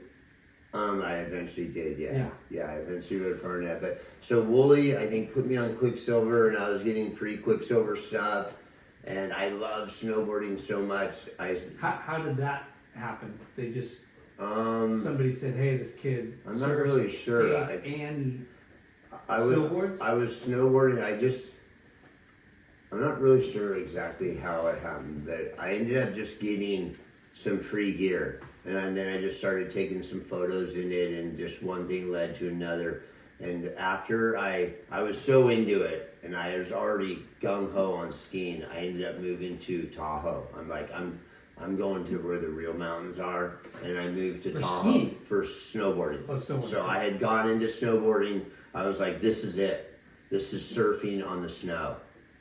Thank you. Thank you. This is surfing on the snow, Yes. and it's skateboarding's in there. Everything. And I'm like, this is water skiing standing sideways. Yeah. This is blowtails on a Everything- motorcycle, but in snow. Yeah, everything that you've kind of accumulated over the years, whether it's all those sports, just kind of like this was I'm still on water. encompassing it all. You know, Yeah. I'm standing sideways like on a surfboard. I'm in the snow, like, what I had kind of fallen in love with the snow. Like, So you moved to Tahoe. I moved to Tahoe, and Danny Kwok was with Quicksilver at the time, so it was him and Richard, and Danny Kwok put me in contact with Sean Palmer Oh in shit. South Lake Tahoe. So I moved up there. I didn't know anybody. I was just like, I moved up there. I remember I was like, Sean Palmer is already one of the best snowboarders in the world. I would go by his house. He told me where he lived, but he was never home. So I'd be like, wonder if Palmer's there. There's this huge tube like this big, and it was a drain pipe on the mountain, and Palmer lived across the street. And every day I'd come down that run, I'd be like, there's Palmer's house, maybe he's out there, and I'd slide this rail, and I'd be like, look over to see if Palmer's around, and he was never around because he was probably snowboarding somewhere else. And at this time, snowboarding is blowing up. Snowboarding's starting to blow up. Starting to blow up. And it was really like... This was in 91. And snowboarders Yeah. were like full-on characters. 91. I was 22 years old, 21, 22 years old. But the scene was like loud. It was like Club Rubber. Yeah, nobody wanted Right? snowboarding on It was those shores. talking about outcasts. Yeah. Like, Yeah. I mean, what the, Sean Palmer was like bleached pink Bleached hair. hair, yeah. yeah. Cadillac, or he Like- loved Cadillac. Cadillac tramps, like that Echo- kind He of. was a Echo punker. Beach vibe, but in the mountains with Yeah. like color, the flare, the like they were the But, like, who. And nobody Black allowed flies. snowboarding at that time, really. Like, Yeah. they had just opened up Heavenly to snowboard because they didn't allow it for a few years, and that was the big thing. Oh, the south north shore, north side of Heavenly is open for snowboarding. They wouldn't let you snowboard on the south side or whatever, but on the north side you could snowboard. Yeah. That was like a big deal. They had like 6 runs that you could snowboard on Yeah. out of their 30. They gave you a little section. And, Kind you of had, like, and they checked your leash to make sure your leash was Oh, yeah. secure, or you wouldn't get Kinda on the like- lift. remember when Bear Mountain allowed snowboarders, but they gave you have to go in the Outlaw Snowboard Park. There's one run. Yeah. There was like the snowboard park run. Yeah. So, were you getting paid to snowboard? I wasn't at that time. I was just getting free Free gear from. free gear. from Quick. I think I was getting free gear from Quick. So were you working? Sims, I had just started getting snowboards from Sims, like free snowboards. How are you paying for rent? And At that time, so I was 19. So when I got out of high school, my dad bought me a little Toyota truck, a gardening truck, and he's like, if you can get 4 or 5 jobs a week and make $50 off of each delivery, you could probably get, I'll give you 3 or 4 lumber jobs where you pick up lumber because they don't deliver lumber on the same day. So my dad's like, I'll give you $50 to pick up lumber for me. That'll make you $150, $200 a week. And the first day I got the truck, I made these little 6x9 flyers, and I drove up to Lake Forest, and I went to those business parks up there. You get off Lake Forest coming from south, you get off and go left, go over the freeway, and there's that business parks over there. And I started handing my flyers out saying, hey, I have a truck, I'll do deliveries, whatever you need. And was the community building still like? those are like all kinds of different businesses. Yeah. And like the 4th business I walked into, there was a guy that was a marble fabricator. And he said to me, he goes, if I build you a wood A-frame, will you put it on this truck and go pick up slabs of marble for me? And I was like, sure. So I went. The next morning I showed up at that guy's place and he started sending me to all these marble You yards. didn't have to even worry about finding jobs. He started sending He me made you your that guy own right personal- there. his personal- And he'd pay me $250 to drive to LA and pick up 4 or 6 slabs of marble. Because when people want marble, they'll pay anything. They're like, my marble's coming tomorrow. How much is it? Yeah. Here it is for the delivery. They Yeah. just like, Miss Brazier wants your marble. Yeah. And if you get it there, then her life is just, my marble's here. Everything's great in my life. every It's god, so funny every how- gaudy home had to have marble, right? So that guy just started sending me to all these marble yards, and after about a year, 6 months, after like 3 months, I had 3 other marble yards calling me. They would call me and they'd be like, hey, can you do a delivery today? And I remember I had my first cell phone was this big. There was a black box with a rubber antenna, and I would go to Salt Creek, I'd lay my towel out, and I'd take my cell phone and I put it on the box on my towel to hold my towel from blowing away. And they'd call me, hey, can you do a pickup today? We're Mauli Ola Foundation off the 110. I'd be like, well, I'm very busy today. I'm in the middle of doing a job right now. I can get there tomorrow or the next day. And I always planned it a day or two out because by the next day, someone else would call.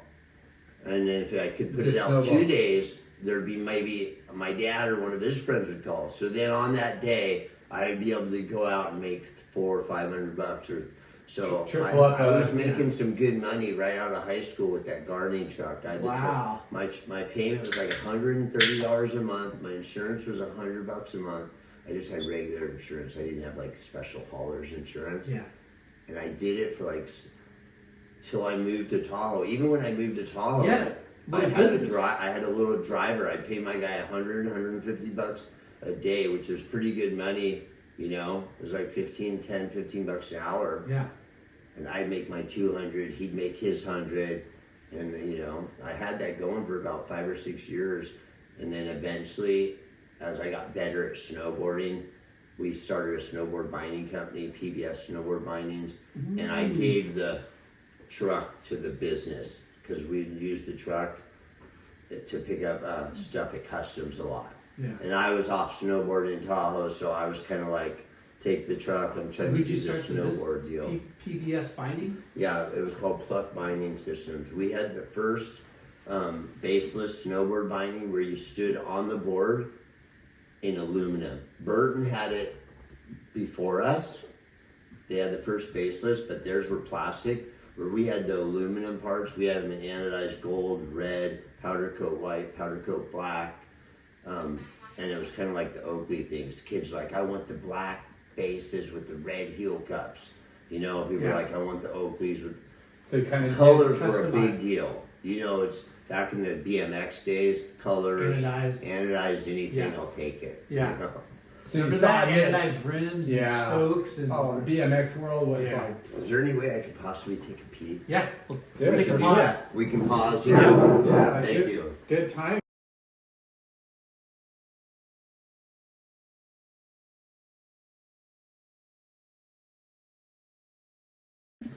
Ready?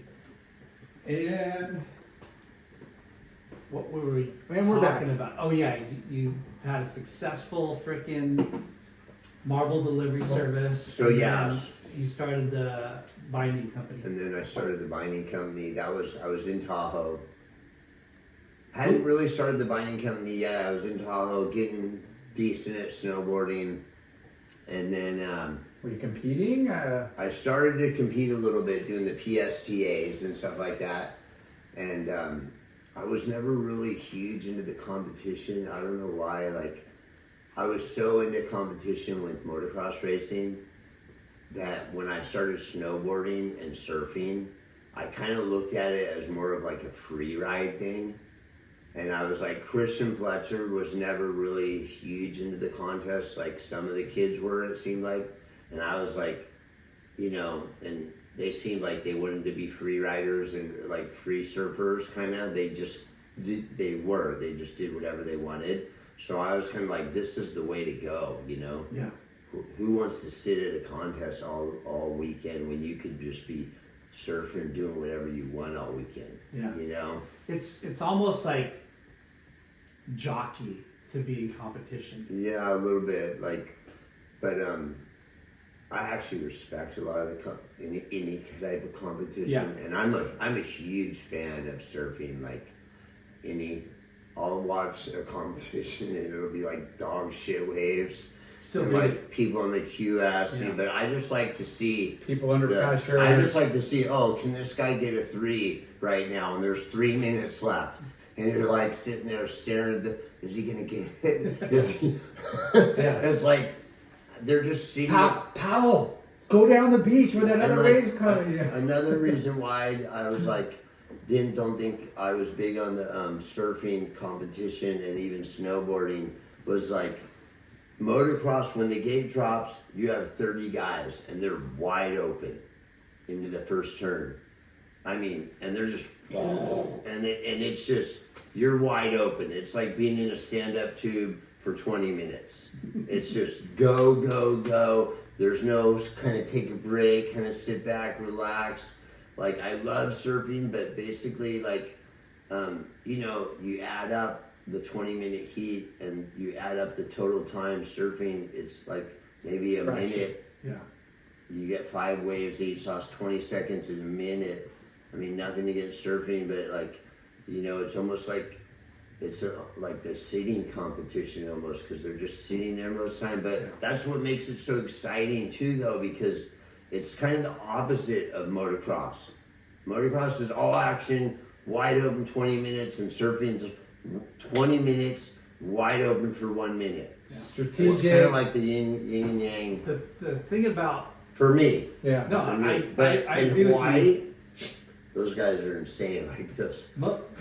Any sport Yeah. is kind of predictable, right? Yeah. Where surfing, you know, you're against nature, and a lot of it is luck. Yeah.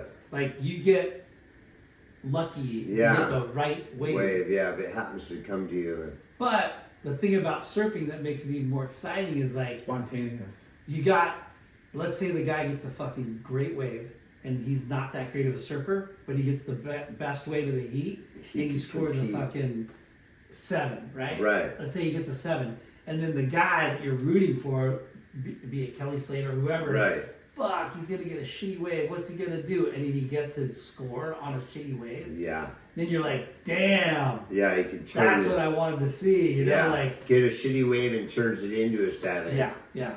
I love surfing so much. I honestly The strategy too, like the very best competitors, they're so calculated. Even when like the waves are good or shitty, like they got a strategy. Yeah. I mean, their ability, like most guys in the top caliber on the world surf Yeah. league or whatever, they're all incredible. they're so good. They're so incredible. But there's this, like a Gabriel Medina. Yeah. He's just.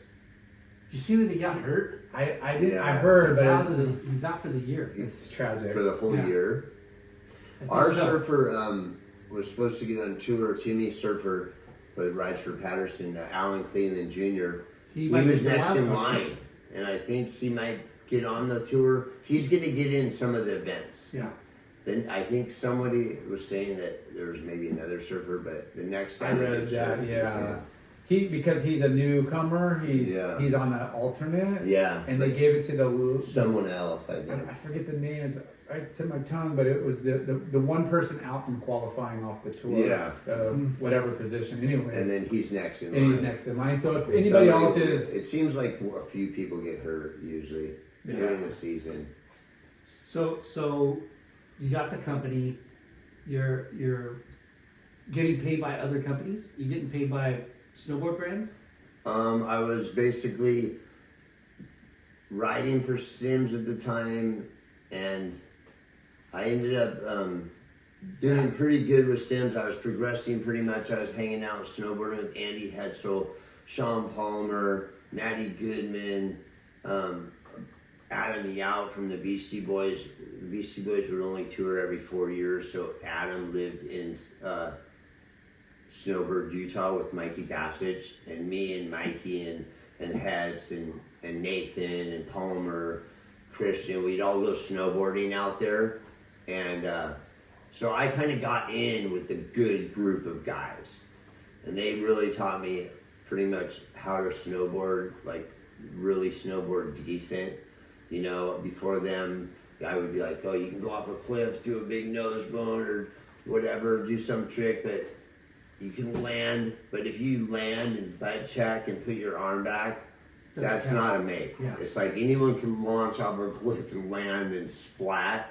And they taught me that like you have to land on your feet and right away and not even Clean try to roll, drag yeah. your hands. Yeah. You know how the surfers do an air and they do land and then they lay down the whitewash and then they come back out of it. Yeah. It's like they just taught me like, hey, you got to pull it clean if you're gonna Yeah. pull it. Skateboarders are very like, Technical. yeah.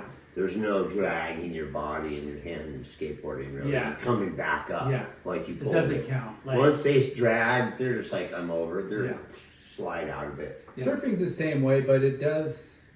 not get as scrutinized, you know, I'm just- sometimes in the heat maybe, but if Yeah. it's like something that's wildly exciting and they kind of do it, it just kind of makes it more dramatic and it's kind of cool. And like, But wow, he pulled but it. they definitely ding you in a jersey. Like, I like how they're doing that in surfing Yeah. now. Yeah. How they like, you have to pull it clean. For and sure. You can get an air. There's but one thing that just flashed in my mind though when Kelly was in the barrel and he like fell. okay, now that should have been a 10. That That was was- gnarly. I Remember that? Yeah, he like hand planed, like And then that one aerial fall. at lowers the backside air, Oh yeah, there was and the board like went. Yeah, the board went like way ahead, like he landed with like one like toe on it. something so fucking crazy. And you're like, wait, he's back on his feet. How the fuck did that happen? Yeah, I mean it's a total not make, but it's Yeah. so wild how But you you get- can still get back on your board like Yeah. that. You get extra points for fucking completing the wave. But So- snowboarding's technical, you know, and even back then, maybe they're not just like in surfing. You're not doing the rotations Yeah. and stuff, but the commitment, the big gaps, the big cliff jumps, the big it was gnarly. Yeah, snowboarding is big. There's a lot of consequences to it. Yeah, Like you go big or go home. and like there was no professional I mean there like park builders, you know, it's like it's kind of like Yeah. you guys go build your own a lot. Yeah. You know, Back then. back Half pipes then. were dug out with humans, shovels, and scrapes. There's Yeah. no pipe dragging in any of that stuff. How did your brand go? How was PBS? The brand went really well. We were kind of got in the beginning when all the companies started taking off, and it went pretty good. It was good. My dad came in and ran production, and we took off. We ended up building it into like a $4 or $5 million a year business. We had 30 employees. I had my mom was working secretary. My brother's wife had come home from Arizona State. Diana, she was working the front office. My dad ran production because he's a contractor, went to school for engineering, so he's good with numbers. Because a lot of times we'd have to get stuff from overseas, but then build stuff here to make deadlines. So my dad was very good at working the numbers. and what was PBS stand for? It's standard pluck binding system. So that went really good, and then what was happened? it solely you, or was it? It was me, and I had a partner, Larry Beard was Oh, our shit. partner. Yeah, Larry was our partner. Okay. So Larry also started, me and Larry also started Purge Snowboards. And I had my first pro model with Purge Snowboards. Larry started the company and brought me on to have a pro model. And You remember Larry Beard? He was a fucking good surfer too. back in the day, he used Yeah. to surf, huh? Are you guys good, or are you guys? We're good now. Okay. Yeah, we're good. We had a little falling out with the business side of things, but we're all good now. I ran into him. Was Larry a big guy? Big Yeah, guy. Big guy. Yeah. Really big, right? Like tall, like a just big bone, but tall. I remember. Not super tall, but Like- probably your height. He used to do, I think, some of the PSAs. Yeah, I do remember him. But he got into photography. Yeah, he does photography now. Yeah. Yeah. Sorry to bring that up, but he was at Asylum. Asylum Surf Oh, Shop. okay. Yeah, that's how I ran into him. Yeah. No, we're all good now. There's a Basically, tragedy, right? huh? There's a tragedy In that it's with that business, right? with the one. Yeah, we had Yeah. a little bit of a tragedy, but it was like all businesses. Like basically, at one point in time, like we would order like $3 million worth of snowboards. So a year before, a factory in Japan or like wherever you would have your boards made overseas, they would say, okay, you want $2 million in snowboards? Give me $200,000 and we'll order your snowboards. You would be able to get your boards in, and then when they came in, give them another couple $100,000. And then it went to like the conglomerate companies. There were so many companies not picking up all their boards that they made that when you wanted $2 million in snowboards, they were eventually saying, give us $1 million cash, because we're not going to make these snowboards if you're not going to pick them all up. Yeah. And back Got then, really costly. you know, there was just like a little mismanagement of monies in the partnership, and so you know, we didn't. We kind of went our separate ways. Like, it was kind of a shame. We had a lot of business and no money to actually put down To grow the business. to get the boards we needed that we had sales for. You know what I mean?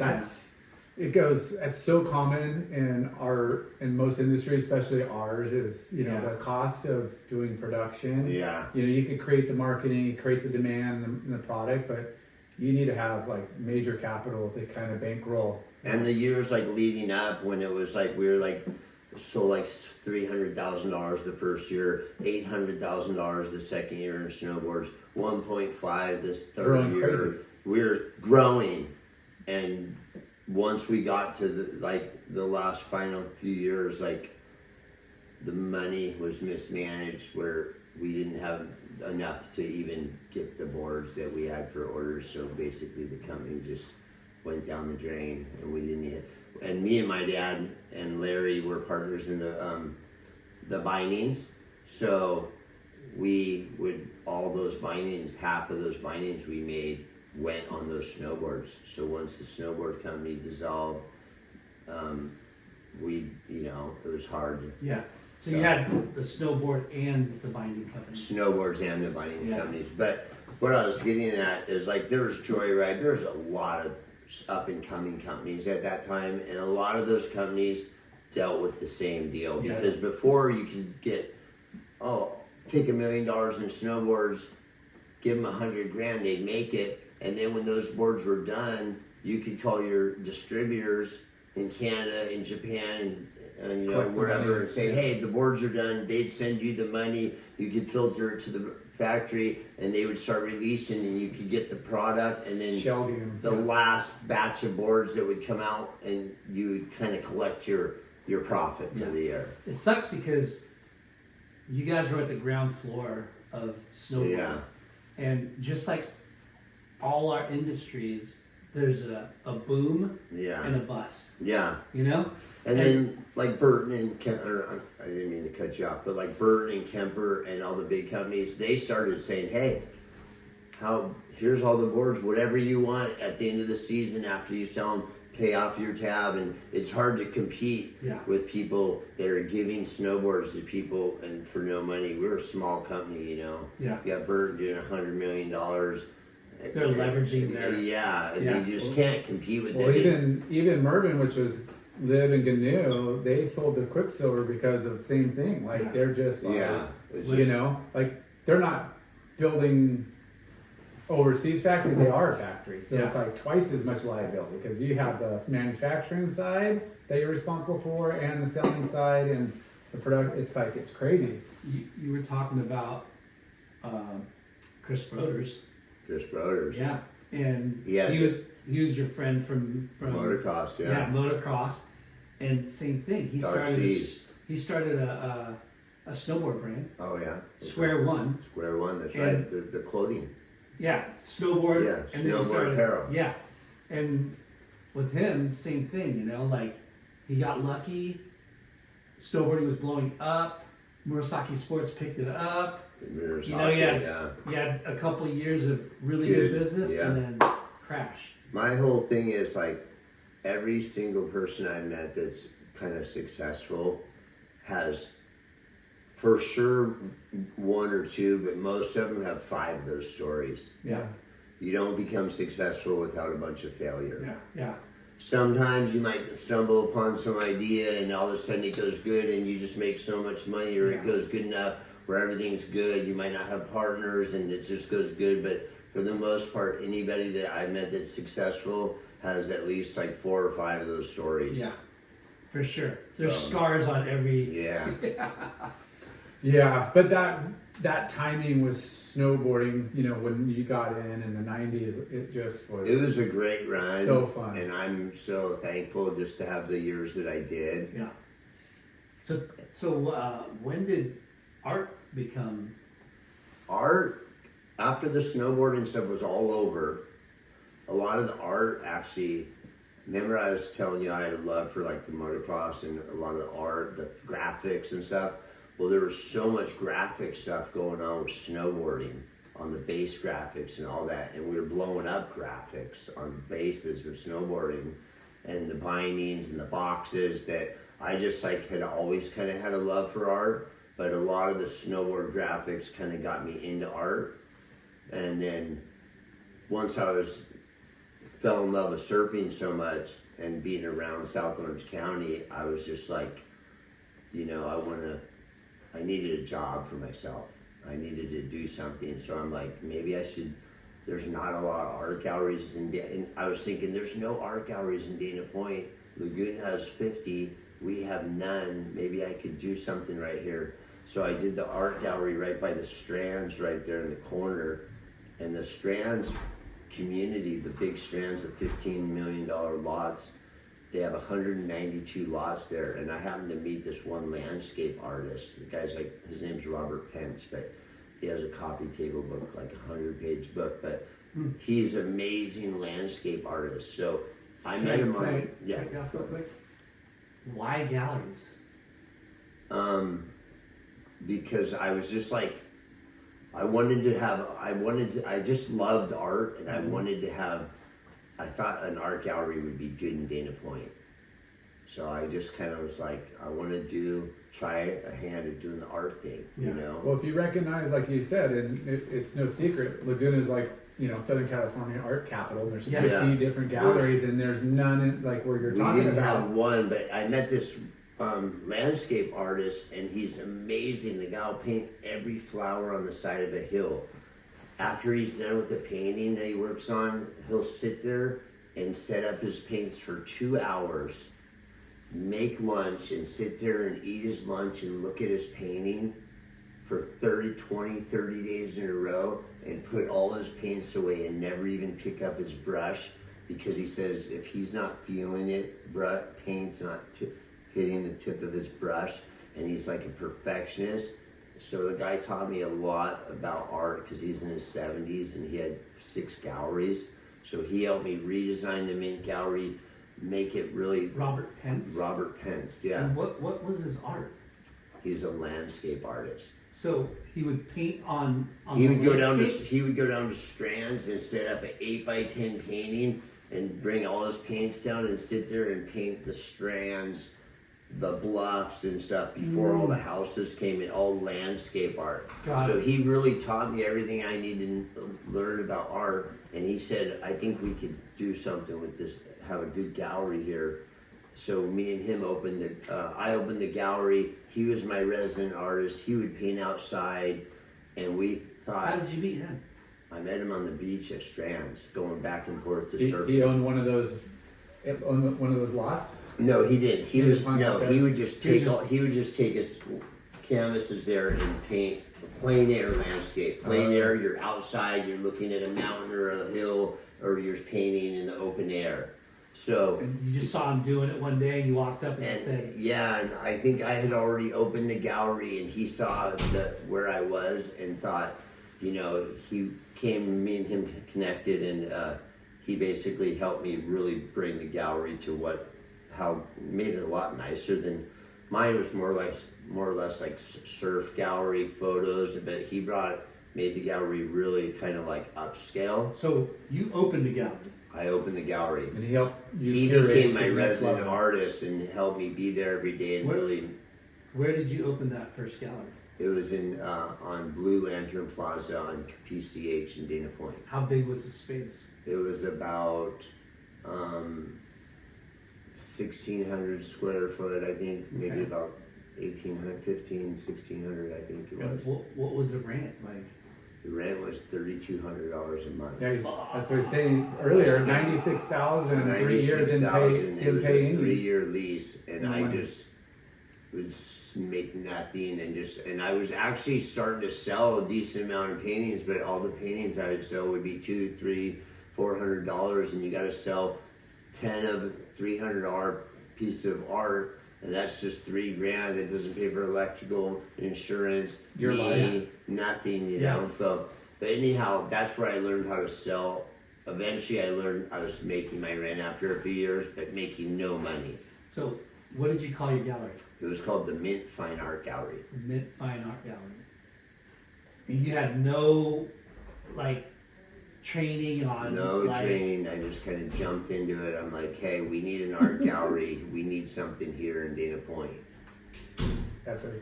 But What did your- I've seen people selling photographs of surfing, restaurants selling beach fire HUD stuff up, selling photos. Like, yeah. I was into surfing, I was into snowboarding, and I was like, if we can combine some ocean theme art and some action lifestyle art, photographs sell 60% in a gallery. Like, you'll sell 7 photos and 3 paintings, because anybody can look at a photo and be like, I love that, I'm gonna buy it. Yeah. But when you have a client looking at a painting, they're gonna look at it, critique it. Why am I buying this? Who's the artist? Yeah. They have a lot of questions, but It's gotta photographs really sell. speak to them, Yeah, right? they have to have a reason.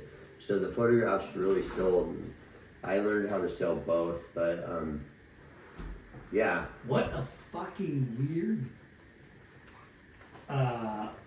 idea and business venture. You know what I mean? Yeah. Coming from you, Yeah. that you like art. You know where That it doesn't really mean came that from you should too? start a Um, gallery, right? Where a lot of it came from, the designing and the art stuff. My mom being an interior designer, so I had a little bit of that from her designing stuff and the Colors and building. aesthetic, yeah. Between my dad being a builder, my mom interior designer, I thought I could be an art gallery owner. Well, I think it's cool, Yeah. but it's like, it's so out of left field, right? Because here you are in a whole different, Well, this is also one of my theories. Like, when I opened the gallery, there's 160 lots of the strands. They're all $1 million lots. People I had are this using- landscape artist that is beautiful, has incredible. I'll give you one of his books. It's a thick coffee table book. His writing's beautiful.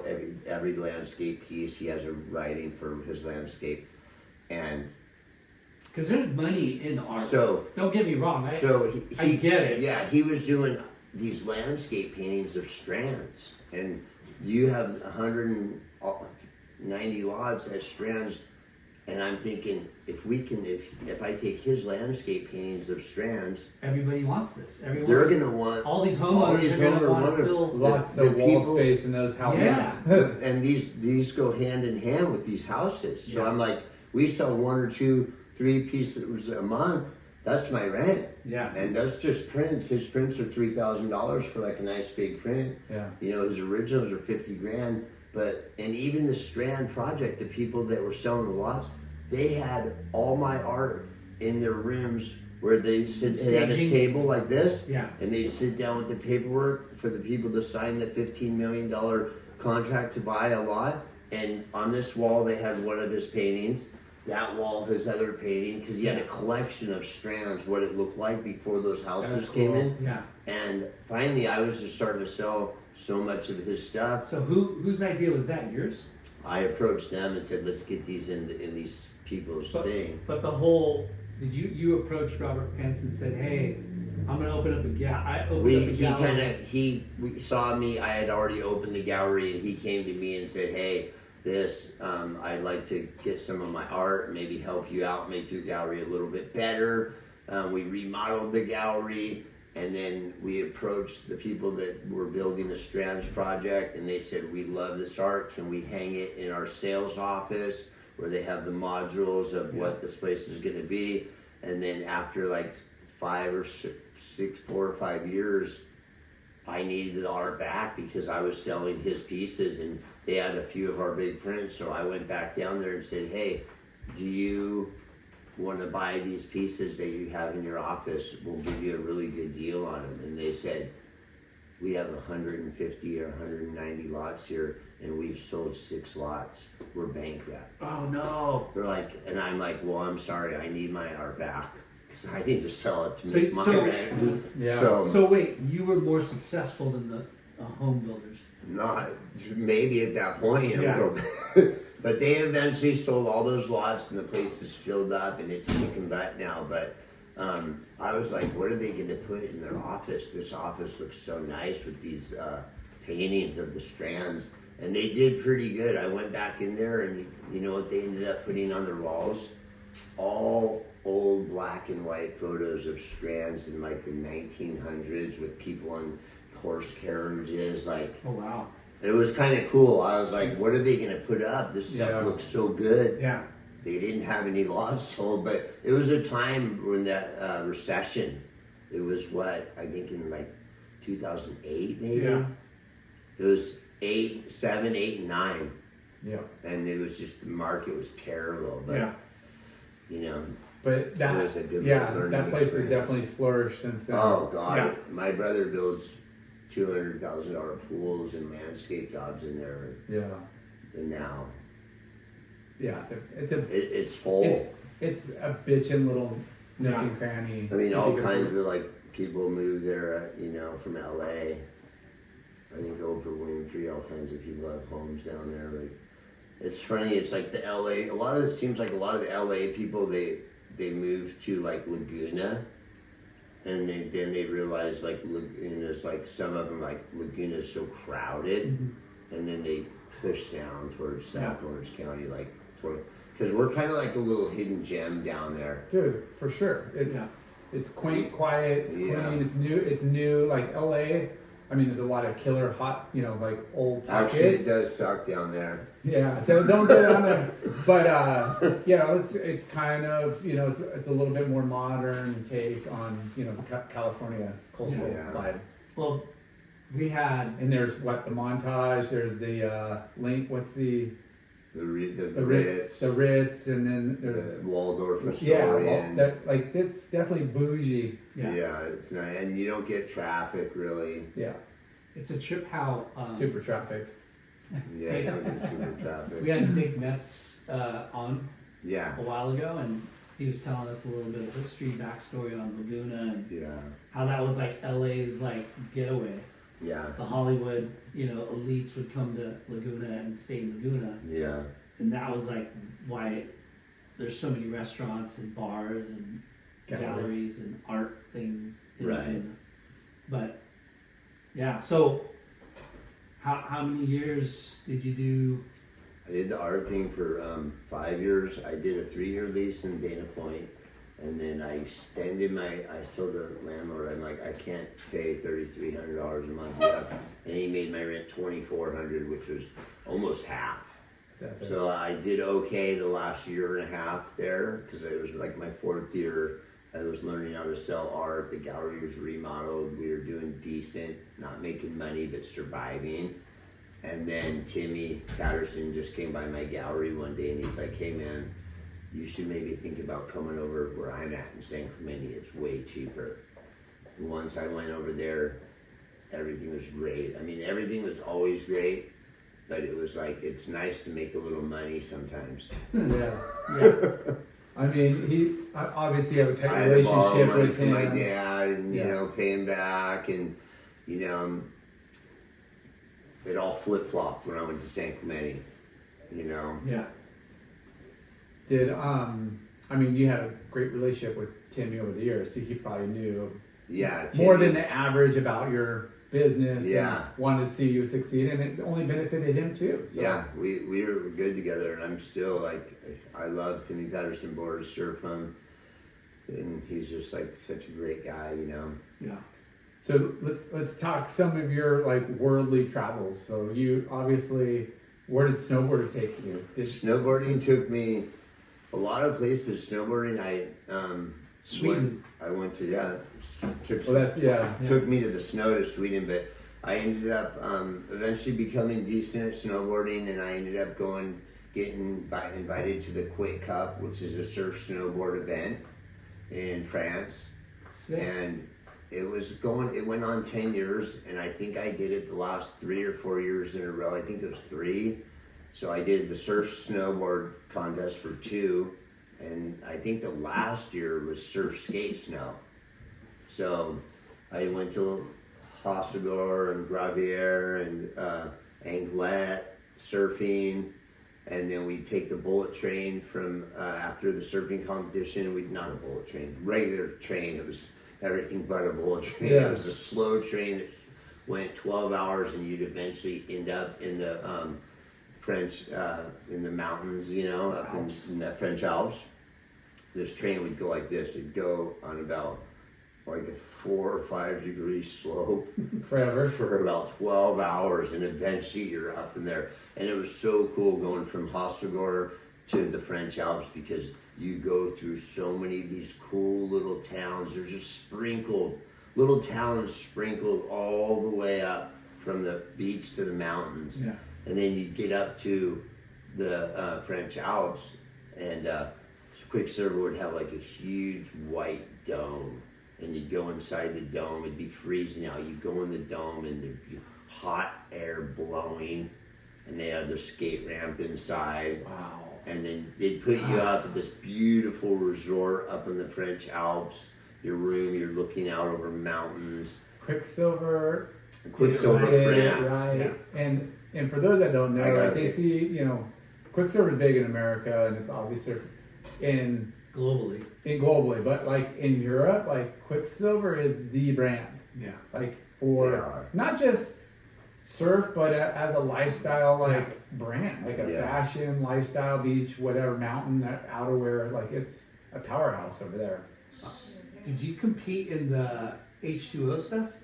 I actually did. Did you ever do that? No. I did I it felt a like couple you years. were a part of it somehow. No, he never snowboards. No. Oh, okay. Yeah. Well, snowboard. Oh, yeah. I guess it was snowboard and surf. Yeah. H2O. I did a couple of them.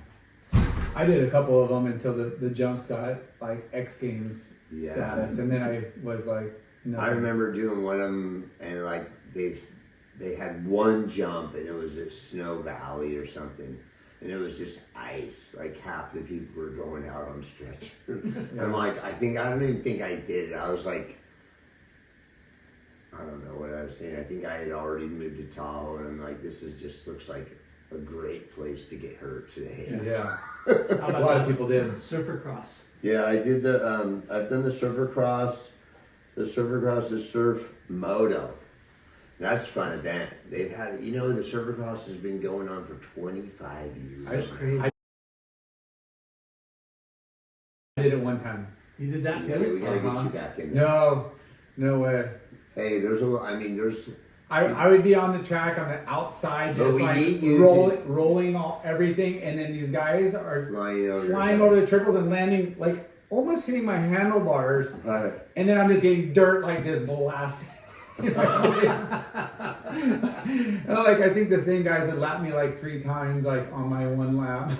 I was like, Surfer Cross has been it's such a fun event. Like, We got a couple friends that do that. yeah, it's a fun event. I did all right. I've done pretty good in it usually. I've won the surfing, the overall surf and moto combined. Me and Dakota Tedder, who's a Team Kawasaki kid, really good rider. Surfs too, pretty good too. He was doing backside like chop hops nice. for a motocross rider at Sano, at Trails. Trails, yeah. I can barely even get my board going at Trails. He's Yeah, doing little backside chop hops. I'm like, so that was a good. Competed in it probably like 15 out of the 25 years.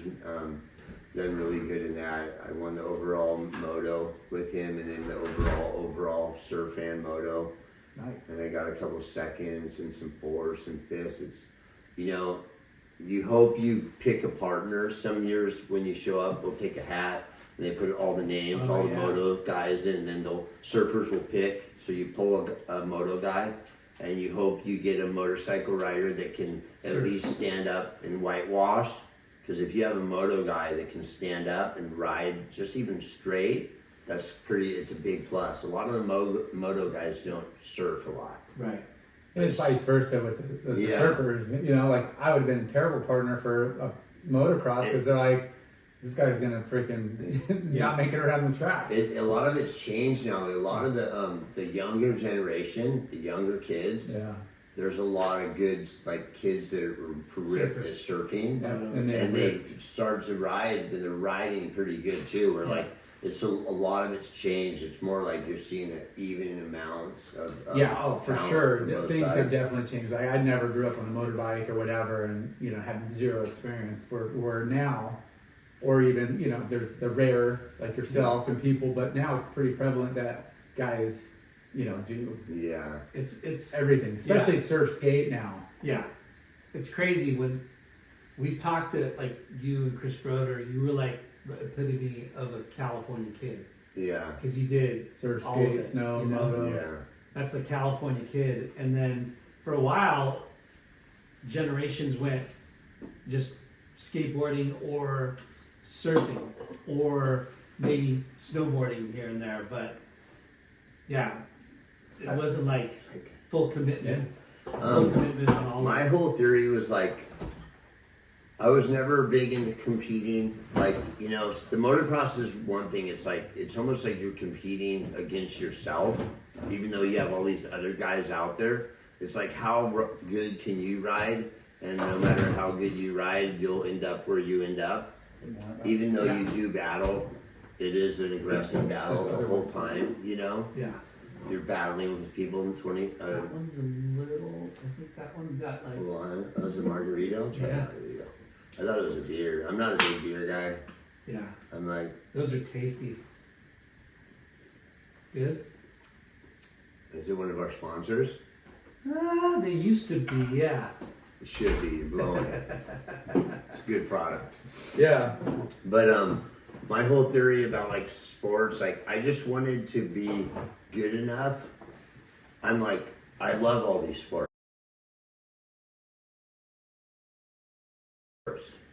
And their surfing is so fun, snowboarding, skateboarding, snowboard. I just wanted to get good enough where I could do these sports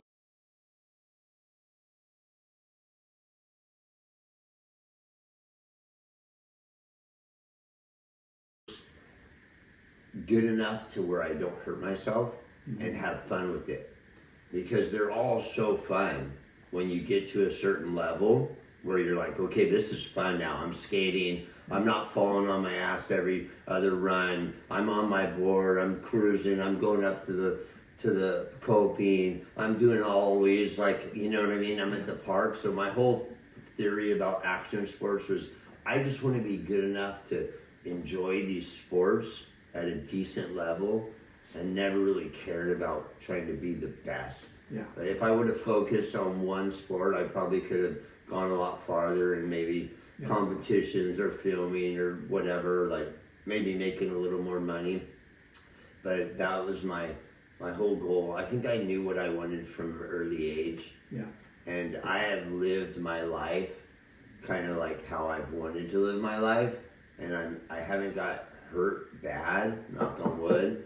And I do all the sports that I love to do decent enough where I'm like happy I can go with friends that are a lot better than me or below me and I can teach them, or I can go with friends and look up to them and try to get a little bit better. Yeah. And that's been my whole focus with action sports. Yeah. So going back to helping people, you're part of the Mauli Ola Foundation. Yeah. And that's with Hans. And I've been with Mauli Ola since James started it. He owned Ambry Genetics, and we started in 2008.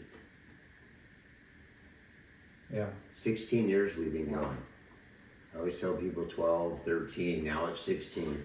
But I remember Andy Irons, I was all stoked. We had our first poster. There was we taught 24 kids our first year. And now we've taught over 15,000 kids that have lung diseases how to surf as a cystic natural. fibrosis. Yeah, cystic fibrosis. It's a lung disease. There's no cure for it. They do have new meds now that makes the kids be able to breathe a lot better. But 30 years ago, the average life expectancy was about 20 years old. And then about 20 years ago, it was 30 years old. And now there's new drugs that they have for the patients where it's almost like they don't even have cystic fibrosis. So cystic fibrosis is a lung disease and you can get very congested. It's like having the worst cold of your life With every asthma. day of your life. yeah. So heavy. it's brutal. And Yeah. and the I think we've been told, but yeah. the ocean water, the mist, the The salt, saline like and the saline, salt gets in your nostrils and your airwaves, It and helps it relieve some of that totally helps inflammation. you breathe. Like when you take a kid from like a hospital and take him to the beach, you don't even have to get the kid in the water. Just the kid on just getting to the beach in the parking lot, the salt, the air mist coming off the ocean, The they moisture. you see their eyes light up. I mean, if you take out the medical factor, you know, the experience of surf and the experience in outdoors and catching waves, I mean, like that's the main draw. I mean, I have crazy sinus issues. What do? Yeah. I do the neti. Anytime I start feeling sick, I do the saltwater neti pot. Yeah. I do the saline sprays and clean out, and it's like a world of a difference, and it's just warm salt water. You Yeah. know? But you guys are mixing like, you know, the fun factor, you know, the experience. Yeah. Yeah, I mean, it's mind, body, amazing. soul. You're uplifting their whole, like, you know.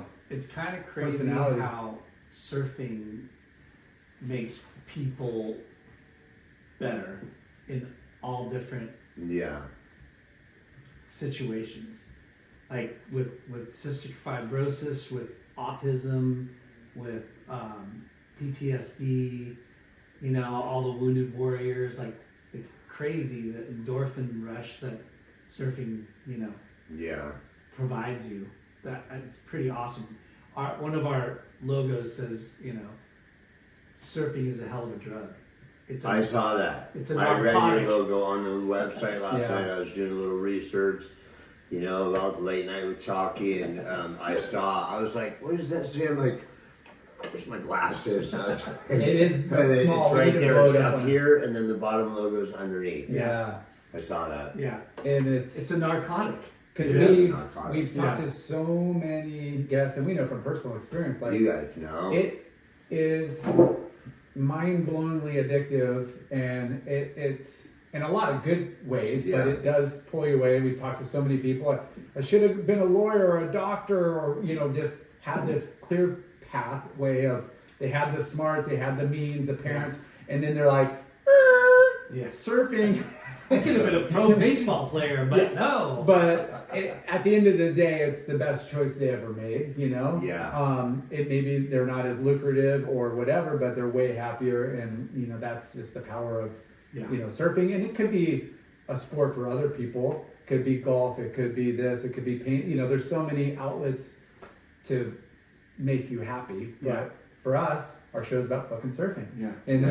that's, and what it's, you know, opened up in our lives. But also, like, your guys' show's about surfing, but like the people that you bring in, there's so much more to them than surfing, even though surfing's the majority part of their life. Yeah. It's the You common know, denominator. You It's get not the the whole Bob story. McKnights, the Yeah. Richard Wolcott's, the Christian Fletchers, and all these different people that are such big figures in surfing, but their lives are so expanded into so many other areas that your show ends up becoming a little bit about everything, Yeah. And, which is awesome. Yeah. and that's, Thank you. yeah, and from like some of those high profile, significant people in our industry to kind of no-name people, they're like, we don't isolate I saw people's that. story, because everybody has a unique story and journey. Yeah, And at the end of the day, most people we've talked to have so much more Mind-blowing, yeah. mind-blowing stuff that they've Yeah. hurdled, you know, overcome, or gave, or, you know, like, Yeah. you know, just the fact that you've done everything you have and how much you give back. And everything, like my biggest accomplishments, like the snowboarding and the surfing, like all my sports stuff. It's funny because like when I was like 8 or 10, I used to have these little photo book, and in my photo book I would keep a separate sport in each little book. And I had my water ski book, I had my snow ski book, and then my moto book. So I like had my sports divided into these little tiny books, and you slide the bookcase out. I remember I used to show Greg when I was like 10 years old, 10, 11, like, check out my portfolio. I do this, I do this, I do this. Yeah. And he was like, oh, wow. Yeah. But like it's just like I'm so thankful to just have the life that I've lived, you know, and like my parents were always trying to sell houses, buy, build, sell, buy, and I was moving so much as a little kid. I was like I really kind of didn't like money.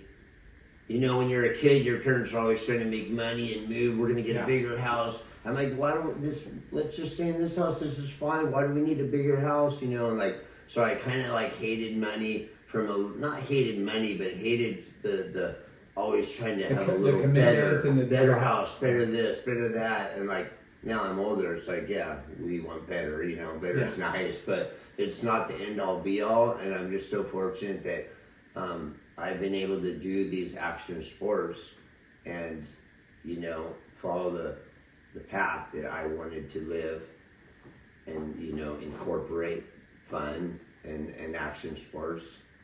That's kind of been my big blessing, but the biggest blessing in my life and the most thing that I'm most proud of is with Mauli Ola helping the kids with cystic fibrosis. And now I'm even working with this kid, Creighton, and the Down syndrome community. So I've met a few Down syndrome community people, and like Courtney Conlog is always down at Doheny. She works with SoCal company that works with Down syndrome people too, and SoCal Surf Therapy. And I'm down there with the kid that I surf 3 times a week with him. He has Down syndrome. Well, these Down syndrome people, they stick together. They do these communities outreach programs where they'll all go to Florida for a whole week. There'll be 400 of them, all Down syndrome kids. They'll do the party, and these people have parties for everything. 10 Christmas parties over 10 days in Christmas. They just have reasons to get together, and so I met a lot of these Down syndrome people, and these people are crazy smart. They're like, and a lot of these people that I met, they're actors and movie stars, been in a lot of movies and stuff, and you see it on commercials all the time. They're starting to use a lot of people with disabilities in commercials and stuff now. So good to have that diversity, you know, and stuff, and it's not out of, you know, I mean, you never know what people's agendas are, motives are, but the fact that you know them firsthand and you are telling, you know, like, hey, these are intelligent, beautiful people. They've just made my life so much better.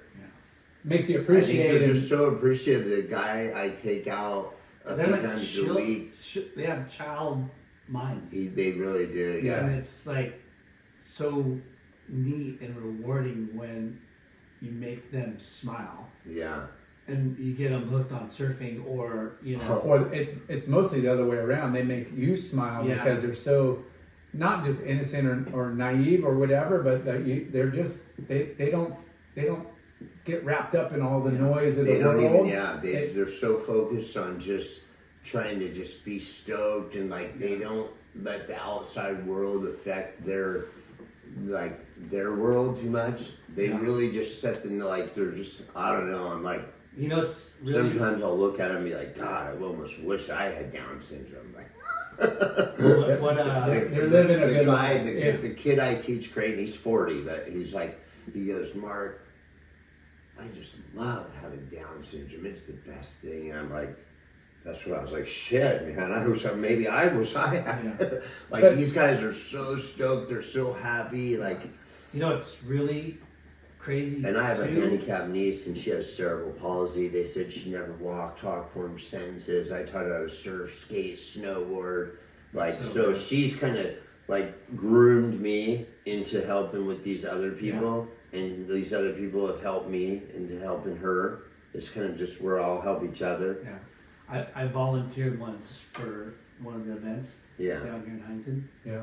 And it's fucking hard, you know? Like, you gotta a lot of work. Gotta be patient and and it's kind of like, it takes a little bit out of you a lot. Yeah. Like, I've been able to really, like, strengthen your, just when I started working with the kid I work with now a lot, Creighton, like, he's like, we're going surfing, let's do this. I'm like, psyched. whoa. I'm like, after like 3 weeks of few times a day, I was like, Yeah. man, this kid's taking it out of me. He's like, Mark, when's my first contest? Mark, I'm 8 years old. Do you It's think heavy that? because some of these kids don't want to do it, right? Right. So they're putting up a tantrum, Yeah. and then It's a lot of, when you get them past that tantrum, It's like and they do tenfold. enjoy it, you're like, oh my god, that was Yeah. worth it. But that was hard. yeah. You know, that's hard to like. Where it should be easy hurdles and more exciting, you know, And what- baby steps, it's like a block wall. A really important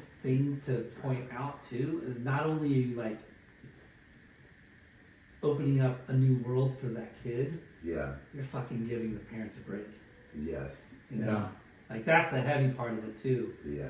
because those parents, you know, Yeah, They have to they deal look with for that. their break. It's Oh, a lot of work working with special needs kids, but it's a lot of work working with any kid. But yeah, they love their breaks, like any parent Yeah. for sure. Yeah, we talked to a couple, they're like, you know, it's so rewarding to be able to like have people that are trustworthy, they're safe, and then, you know, because we've talked to a couple and they're like, dude, we're not taking them out on little 2-foot whitewaters. We're like yeah, sending it in like some like trying Bucky. to get them barreled and trying to get like their excitement. Yeah. And we're like, what? Like, you know, Bucky Berry Lucky Berry. from Hobie. oh, Lucky Berry, is he? I'm not sure. He's working with surfers healing. Okay. Yeah, but he was just saying it's Sounds so familiar, much yeah. work, but he does the same thing. He, Yeah. It's, you know, and it's amazing. But you also work It's- with like athletes, like kids that want to be. yeah, I've great. actually coached a lot of kids, like little kids. I picked up a few kids when I had my gallery when I moved to San Clemente. I had the art gallery. We have a lot of surf photos, a lot of shots. I sponsored Kaoli, and he's from the west side of Hawaii. One of the couple only all Hawaiian surfers that lives on the island. You know what I mean? That's real Hawaiian. And so there's a bunch of them, but he's one of them, and he lives on the west side. And I would bring him over and help pay for his contest and stuff. So, we helped out a lot of kids. Hagen Johnson, he's a Vulcan kid. I sponsored him when he's 9-10 years old. He's probably like 20 now, one of Vulcan's top up and coming kids. Nice. That's coming. How cool is it to like? There's been a lot of Be on that kids that I've journey helped with the out, kid. and not a lot, but like whatever, pay $50 here, get them in the contest here, whatever I can. I had no money at the time. Like once I got to St. Clemente, I had a little more money, so it was like I could bring a kid over from Hawaii, pay $300-400, pay for his USA membership, and pay for the $175 for his contest. So it's been rewarding, and I've kind of filtered a few people into Vulcan that have stayed there, and that was kind of nice. Some of the little kids that have kind of stayed with the company. yeah. Yeah. Yeah, because those contests, I remember they were pretty expensive when I was a kid, you Yeah. know? They're, And it's all relative. Now that my kids do other sports and, other sports are freaking expensive. and other sports are expensive. So we're, again, fortunate because I knew the expense, but, That was another thing, like with motocross, it's like you break something to the gas, getting to the track, the bike stuff, the parts are what, but you go through parts like tires every couple races, clutches, Yeah, clutch you gotta- baskets, you gotta brake Awesome. pads, rings. bent pegs and fenders, handlebar, yeah, everything just gets fucking ribs. trash.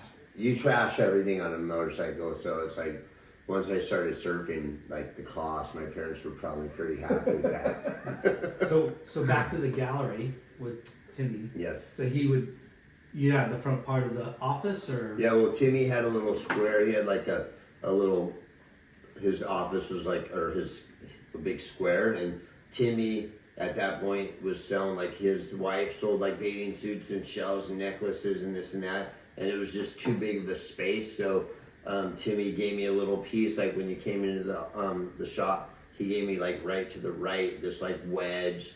And so I had that for like part of my gallery because he just had too much space and it was a big place. That's But he why. loved that location. It's right on. Yeah, and he eventually moved out of that location because it was just too big. Where Timmy wanted to go from he just wanted to sell surfboards, leashes, fins, wax. Basics. The basics. He didn't want to have a surf The shop. board shops we grew up in, as when we were kids. That's how it was, yeah, the little shop. So he didn't want to sell little knickknacks and trinkets and bikinis and umbrellas and sunscreen, and because it's like he wants to focus on his craft. So when after 5 years, I was over there for about 5 years in San Clemente. I had my own place next to him, and then he said, "Why don't you move in with me?" So I took up some of his space, which was awesome. I loved having a place with Timmy Patterson. And It's a party every day. and CB, because he would go so fucking hard every day. So go hard. Go hard. I mean, it's a local shop destination, but it's Timmy Patterson. Like Yeah. everybody in the world, Legend. who's Yeah. coming through San Clemente, Yeah. is probably stopping by a shop. Yeah. I used to Ordering sell wood. wax, like the surfers. Yeah. Like Timmy's such a legend. Like what I love about Timmy, it's like he's almost like trying to get smaller every day instead of bigger. Everyone's like, I want to get bigger. I want to sell more boards. Timmy's like, I'll do my 30 boards a week, my 80 boards a week, and I'm good. Yeah. The bills are paid. I'm gonna focus on making my boards better and better. All the CT guys, when I had my art gallery there, I would have Idolo, Ryan Callanan, like people would come to Timmy Patterson's That's what I mean. just to suck up a little Timmy Patterson Yeah. vibe. They would buy their wax from me. Hey, could I buy 3 bars of wax? I'm like, sure, you go ahead, take a few bars of wax. Like they would come in just to get a little Timmy Patterson mana before they went to their lowers contest. Yeah. Gabriel Medina, Callanan, Italo, friggin' Griffin, all those kids, like Griffin and mostly Crosby. He used to come into my gallery all the time with the little Groms, I mean, when you're a Grom, you're hitting up all the shops because each one has we say this Little all the different time. things, They yeah. have the people that work there are different from the guys that, At the at the next other shop. shop, and the culture at each Yeah. location. You get a little something from somebody that you're not going to get from somebody else. For sure. Like we talk about how territorial like towns are. Yeah. Shops are too. And of course they want to have their little flow team kids and there's that angle. But if you're able to like network across a handful of shops and get all that vibe, it's the best. I used to remember doing that as a kid. You go to one place and like the guy would be too busy to talk to you. He's like busy, and then you go to the next shop and the guy's like, "Hey, what's up, bro?" And you're like, "Oh, I'm in here at this shop. This guy's the man." Dude, the guys that worked at the shop were like the fucking coolest dudes ever. Yeah. But you kind of like, it's still neat that there was shops that were like dicks. You know? Yeah. The Grom abuse and you the just people wanna that laugh were at just that, right? throw wax balls at you. Yeah. What do you want? Yeah. You surf? Yeah. Tough love. That was just those were good too. Yeah. So Have you guys been to the Killer Dana shop, the new one? Yeah. It's beautiful. Yeah. I see the Killer Dana. Yeah. Oh, yeah. Did I Isn't saw that by cool there? how they have Pitching. what is it? Thrifty? In the summer, Mm-hmm. playing the black and whites on the walls, and then they got the thrifty ice cream. You got Kirk Shank working the floor. Yeah. Cruikshank on the floor. Got the thrifty ice cream in the little like seating area and the Yeah. bus in there. It's really Yeah, that bus killer is store. cool. That is cool. That bus. So what's Scabs? What's Scabs' origin? How did that come about? You have nickname. When I was a kid and hanging out with Bellinger and Vinny and Pat and all those kids, like down at Creek, I used to race motorcycles, so I was still riding motorcycles and trying to learn how to surf.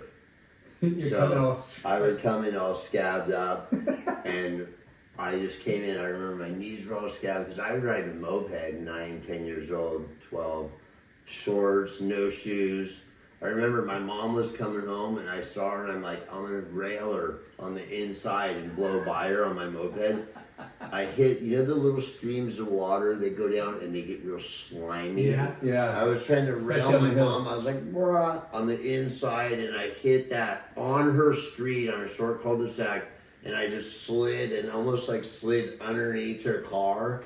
Oh, And like I didn't hit her, but I mean, and like so I was all scabbed up, and I came down to Salt Creek one day, and then someone just started calling me Gabriel instead of Gabriel.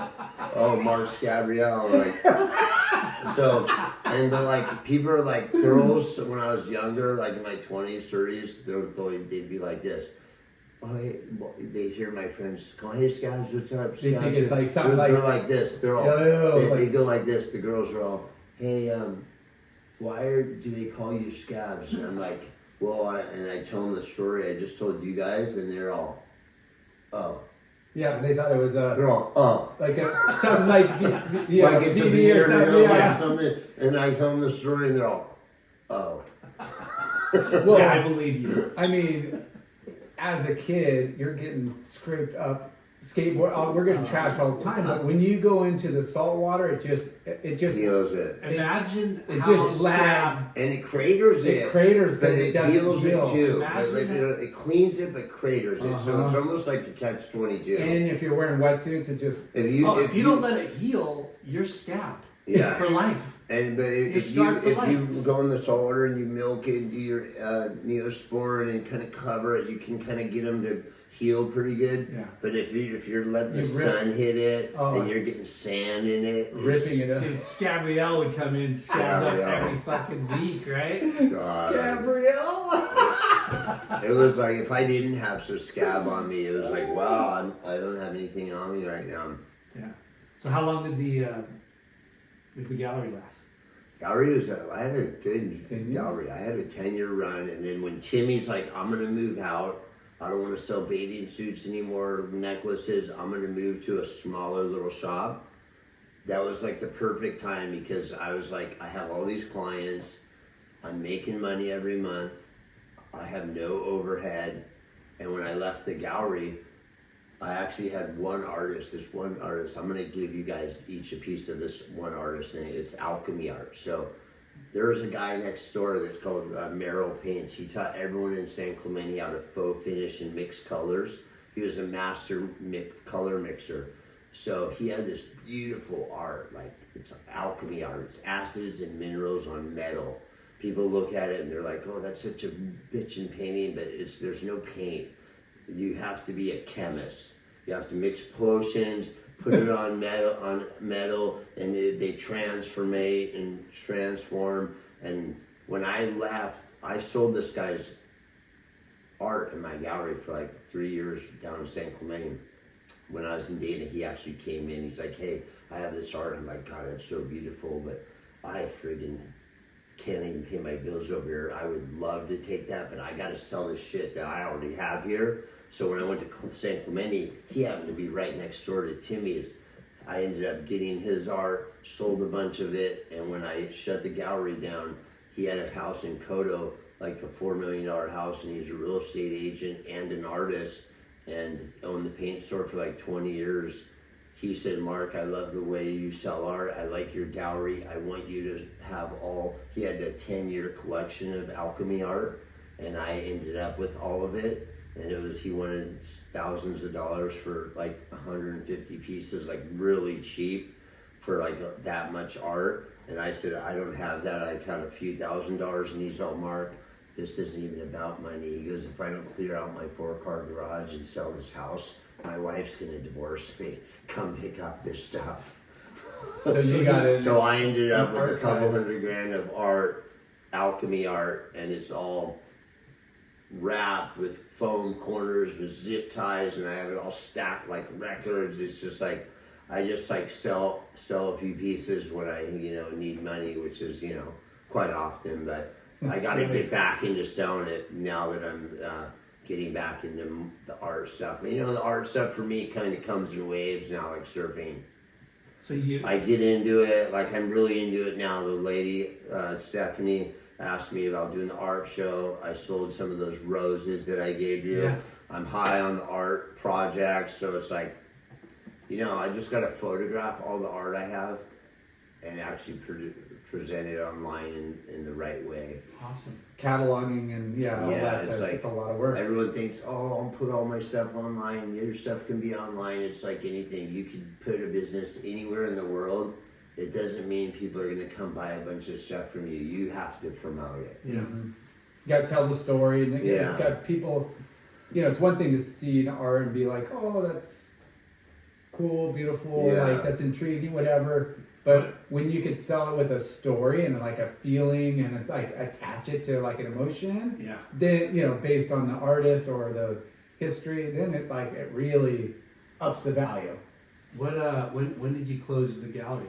The gallery, let's see, I left Timmy Patterson's, like when Timmy left, moved out of his big shop, he went down to the ghetto by Basham's and Mayhem's for a while.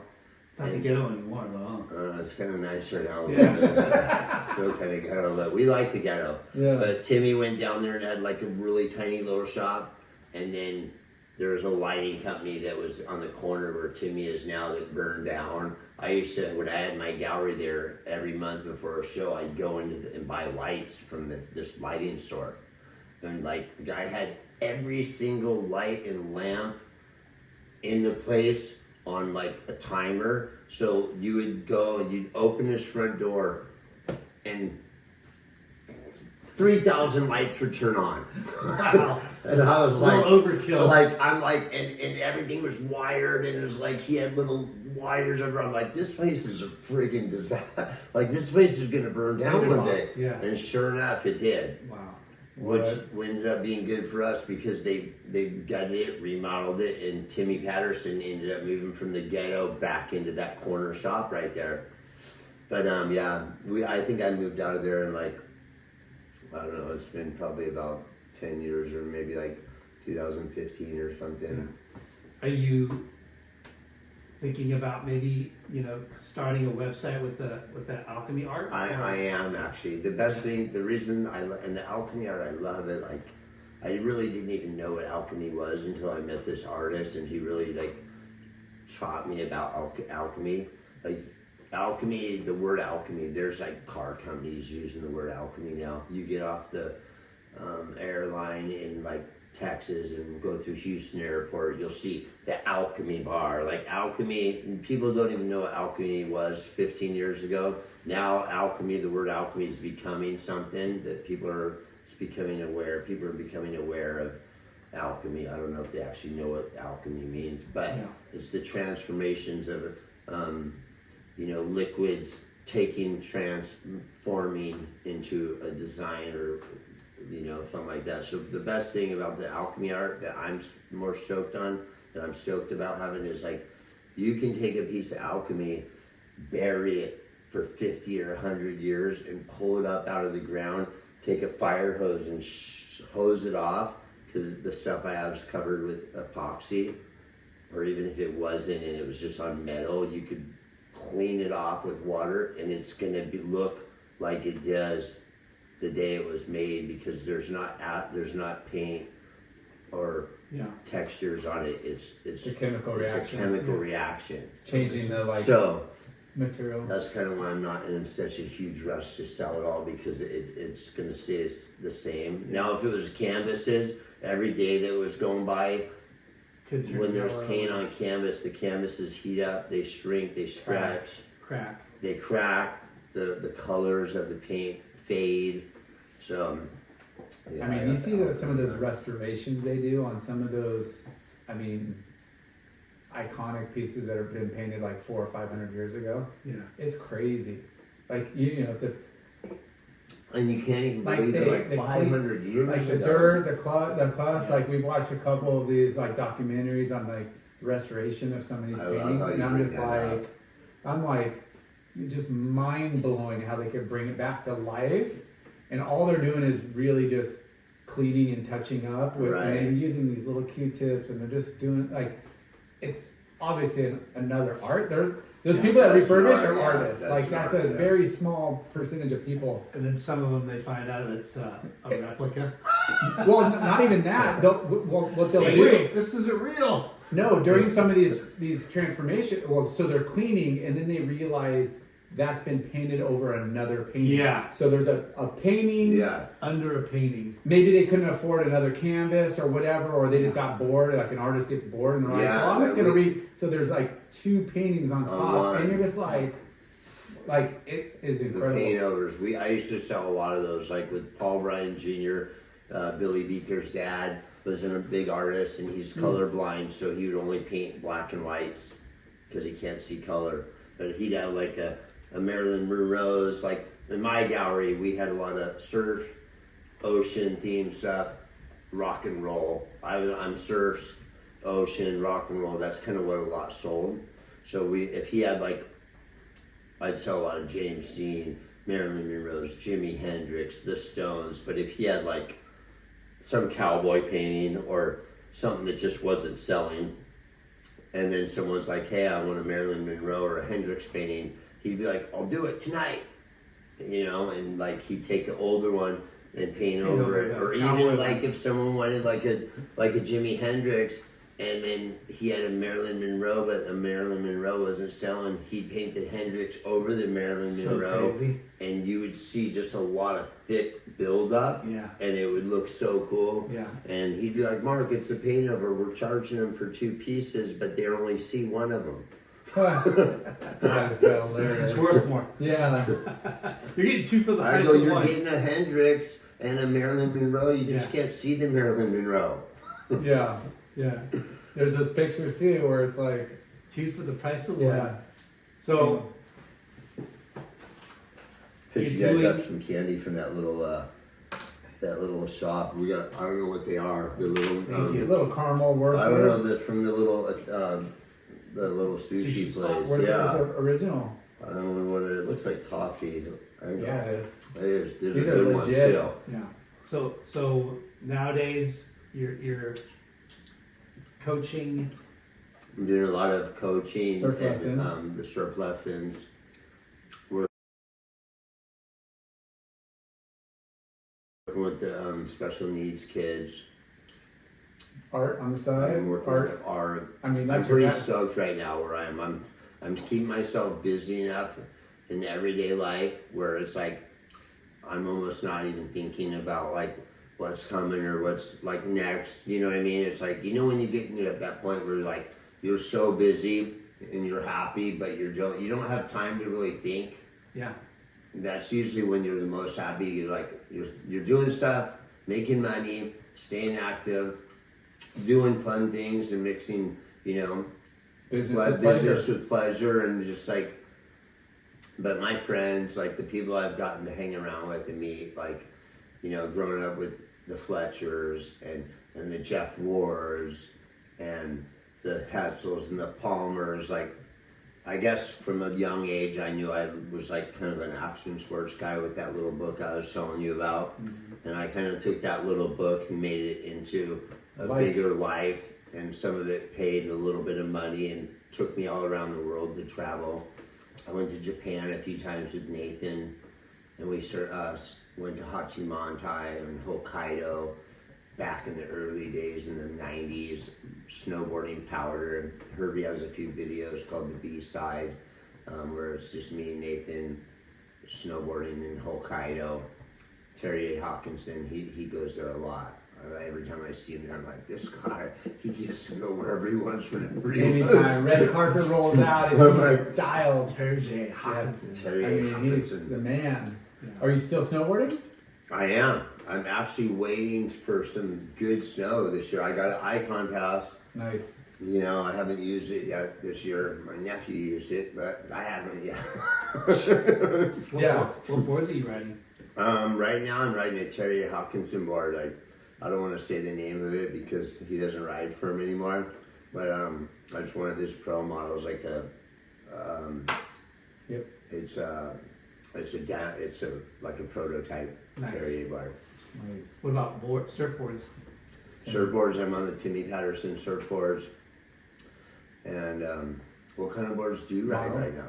Me? Yeah, I got a couple different ones. Stamps. and I I see Courtney Conlog all the time. she rides She helps, stamps. she helps out with SoCal beach therapy Yep. down in Doheny. It's cool to see her there. Yeah, that's She's, awesome. You can tell she's super happy. Tiger Lily, right? Tiger. No. Tiger. Courtney said. Sea tiger. Sea Tiger. Sorry, Courtney. Courtney said she was she got a new board from Scabs at toe board. She's looking to catch some of the biggest waves of her life, like toe What? surfing. Yeah, so she got stamps, and Timmy helped shape the board, shape the board. She wants to catch some big waves like at Jaws or something, Awesome. like some towing stuff. She's We looking had her on a couple of years ago. Yeah, Yeah. we were gonna get her back on when she got Sea Tiger kind of like Yeah. dialed, and she had some other stuff like. What is that. Sea Tiger? So it's a coffee. Oh, okay. She wanted to open a coffee shop, but also maybe do some branding and some products around it as well. Gotcha. Yeah, but she's awesome. Yeah. And it fucking rips for sure. What model board are you in? On snowboard or surfboard. Surfboard. I have a Matt Archibald. I got a little tow wrap board. I've been kind of sick of paddling, not sick of paddling, but like I've been going to DMJ's a lot with my friend Rusty, and we've been doing a lot of jet ski stuff.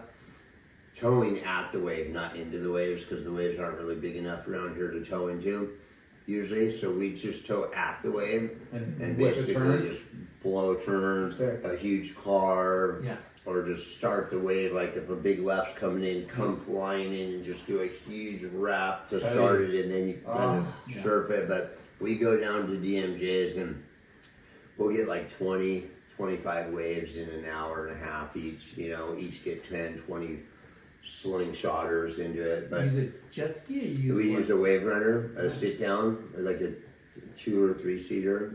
My friend Rusty scored for $7,000. He scored like a $20,000 sit down ski. Some guy had it trailer ski, 50 hours on it. Looked like it'd never been in the water, just spotless. But we go down there and literally it's just like a skate park. Yeah. No paddling. After doing it enough, I'm like, I'm kind of getting sick of paddling. I just want to get flying. I want to go 30 miles an hour at a wave, and then and even if it's a small wave, you just come flying in. Like the wave can be like 50 yards away from you, and you're going like 40, and you start pulling on the rope, and you're going 50, and then you let go, and you go like 40 yards, and you're still going 20 when you get to. You actually can go way too fast. Yeah. You got to be careful. Like, see, I'm kind of like good at driving and doing it because I grew up behind boats. Yeah. Water skiing. Yeah. So like, I'm used to having a 454 blown Chevy that goes 110 miles an hour pull me on a single ski. I used to wax every family's boat, and they would owe me a pole because my family would get so sick of pulling me around 3 times a day. Yeah. I'd wax this You're guy's using up all the boat. gas. I'd wax 5 boats and work a half hour on each one, clean them. I'm like, you owe me a tow, you owe me, every family. And I'd have, everyone would owe me. So when I'm like, I want to go out, boom, I have a 454 blown eliminator pickle fork ready to pull me. Like, we had some badass boats, my dad and his friends. Our boat was average. We spent like $5,000. We bought like an old boat from a friend, but like my dad's family's friends' boats, they had blown pickle forks, eliminators, bonners, sick ass boats. Yeah. Is Pickle Forks the Pickle fork's the one like that weird surfboard in you the see front. that has the fork. Yeah. It's just What a like that. trip. Well, dude, we're at 2 hours and 46 minutes. Oh God! Somebody shoot me. So, is there anything you want to promote? talk about? Anything I want to promote? I want to promote Late Night with Chalky. Of course. That's the first thing I want to promote. I don't know. I'm just like stoked to be here. I had a great time with you guys, talking story. Go down memory lane. I can't believe how many of these things you guys have done. I thought you were doing this for a year and a half. It's pretty impressive. I follow the Whiskey Throttle show with David Pingree. I watch every single episode of, what's the other guy's name? God, there's so many podcasts, like people I follow, but like, Bomb Hole? not the Bomb Hole. I haven't really got into the Bomb Hole. lately. Like a lot of the Moto stuff I've been following a lot lately. But just to see the fact how many surfing people in the industry that you guys have done and hooked up with, now I'm gonna go back and binge watch all your stuff. So you can, Thank you. is it all online or is it? We started like. So, because I noticed you have an Instagram, but that's not where the interviews are, right? No. So Spotify, Apple. So you're on the different platforms. Yeah, we're on Apple. Okay. Yeah. Okay. Spotify, We do have a Apple. YouTube channel, but it's not as up to date. Or we didn't start the YouTube channel about until 2 years ago. Okay. Yeah. So you're on other platforms. Yeah. And then that's my responsibility, and I've been lagging on Yeah. uploading all of them. But Busy looking at the surf, or at least no, yeah. thinking you're gonna go surf. You know, I don't know. We just when we started the YouTube, we thought it would like get as many downloads as like the podcast platforms. Yeah. And it didn't, so we're just like, I don't know, is it that worth it? But it is a very important outlet. YouTube's And good. people do like to sit, but a lot of people listen to it fun. So we just want to expose the show on as I many kind of like platforms. listening too, without like. I mean, YouTube's good too, but like when you're in the car or just doing nothing, like. And that's the thing is you're That's mostly kinda nice, listening too. to it as like you're in the room sitting beside us and hanging out. But if you're at your office and you have a couple of, you're working at a cubicle or you have your computers, you may have it over here. You might not religiously watch it because I do that with a lot of the other podcasts. Mm-hmm.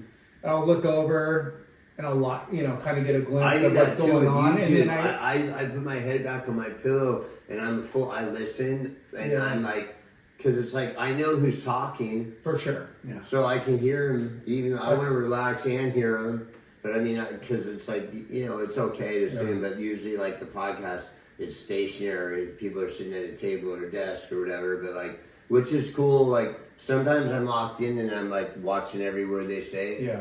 After sometimes an hour, put my head down. For and, sure. Like listen. It's just another avenue to find Yeah. us and like download. There's a lot of people that just listen, and Yes. then there's a lot of people that watch and listen. Yeah. Yeah. There's everyone does Yeah. their own thing. Like I've never gotten to really watch and listen. Because if you're on your phone, you're Yeah. just listening. Yeah. And if you're at a computer, like Yeah. I said, at a home, then you may, and it just depends. Thank you for this charger. Yeah, so we're gonna like plug How do you say the name of this company? Skosh. Skosh. Charger. I So- love this thing. It's one of those ones you just set your phone on. Huh? It Magnetized. Yeah. Yeah. Skosh. So on the go, you I can like just this have one. this It's plugged newer. in, and it could be your little Better. power bank, Yeah. or you can just magnetize on the back of your phone and use it as a travel. Sick. And it's killer. You'll get like And you Oh, got and a Few chalky. chargers. yeah, buddy. Late night with chalky. All this new product. Jeez, I gotta get Yeah. out in public. Mark stole your other koozie. No, I just was Hey. using it. Earth Pack, they have all your bags and packaging needs, specializing in all the environmentally friendly sourcing products, but they make it all. Quick Shank. There you Killer go. Dana. Finless skateboards. They got some sick Handcrafted. boards. Check them out at Finless Skateboards. And Ashland Hard Seltzer. Capacity. dude, I had both of those today. I was trying to mix it up. I had Shoots Pokey and Beer. my Capacity Pale Ale, Why are you which was drinking my tasty. Capacity, bro? Dude, go get some more. And then And then I had some Ashlands. That was the Musgrave Mango, delicious. But I think my favorite right now is that Cherry Lime Blue Raspberry. That is thing's that your favorite? pretty damn good. Oh, We got Caballeros Pools and Spas, and those guys will make your dirt lot look like a resort if you ever can afford it. Scabs is taking a pee I break. want Mer- to get Mer- before you go off. I want to get a photo with my late night with Chalky hat on. For sure. If you guys aren't watching Late Night with Chalky, you're missing out on what the board sports, surf, skate, snowboard, motocross industry is about. This is where it's at. Yeah. Murph Electric Bikes, What's that? Bonsai Bowl. You got. I get a San free Clemente. bowl. Yeah. Yeah, two. I'm getting bold. You're getting. I'm getting better bold. Clearweather brand Clearweather shoes. brand. Yep. Gets Blue harder. Wax, Food Wax for sure. Yeah. Northside Cafe. Riverside Cafe. We got maybe some exciting sponsors coming down the pipeline, but Yeah. It's gonna get So- harder. You're gonna have to be naming more and Yeah. more sponsors, bro. Scabs. What up? Any events coming up? Like What are the events coming up? Mauli Foundation. We got the Mauli Ola Foundation. I think we just did our last one at the. We had one. I think it was kind of a limited year like this year. Like I have to look at the calendar, but I think we had one in Hawaii. I wasn't over there because they had enough surfers over there, which is great. Hawaii's great. There's so many like pro surfers there, and they're all willing to help out. Yeah. So I think Collins went over, took care of a surf experience stay over there. But how do people get a hold of you for lessons or coaching if you want to or get a hold of me mentorship? for surf lessons, you can reach out and find me on Instagram. I think it's Mark Gabriel _Gabriel with a 1, or look up Mark Gabriel somewhere online. You'll find me. My number's around there. Mark Richard. Mark Richard. I like that. My mom's like my grandfather's name. We called him Dick. Yeah. But once I became a surfer, I'm like, oh yeah, my name's Mark Richard. Yeah. 4 times champion, 6 times. I'm like, I've actually got a surf name, Mark Richard. Yeah. But But the yeah. name though is Scabs. Gabriel. Mark Gabriel. Gabriel. Oh. Oh. The Grom. I mean, nicknames are. fucking Everybody has awesome. ones. You got your late night. Late night. Yeah. How we were did you get listening- that? Because you had a lot of late nights. You I was know. thinking about it on the way up here. I'm like, one late night. I know he likes to have a lot of fun. He must be like. I was wondering. Yeah, for sure. Had a lot of fun. But I kept it clean, you guys. I was last in bed, first up. So that's how I coined it. First in, last out. Yeah. Last Should in, have been first late out. night, early up. Yeah, and again, thank you, TR at Real Surf Stories for posting an old Quicksilver trip. I must have been 17, 18. Definitely like 17, 18. Somewhere around there. And we got to thank Killer Dana. Yeah. I think we already did.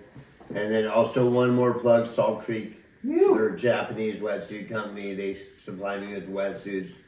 Kind of expensive in the USA, like any other Japanese wetsuit. Yeah. But the cream, the It's hard for Yamo- Japanese companies to make American products over here. Oh yeah. Yamamoto. Yamamoto. Well, thank you, Mark I Richard. appreciate Yes. it, you guys. Thank you. Gabriel, This has aka been a great Scabs, day. aka Gabriel. Check out his artwork. Follow him on Instagram and Facebook and everywhere else that he's on. We'll find you. You don't have to find Yeah. us.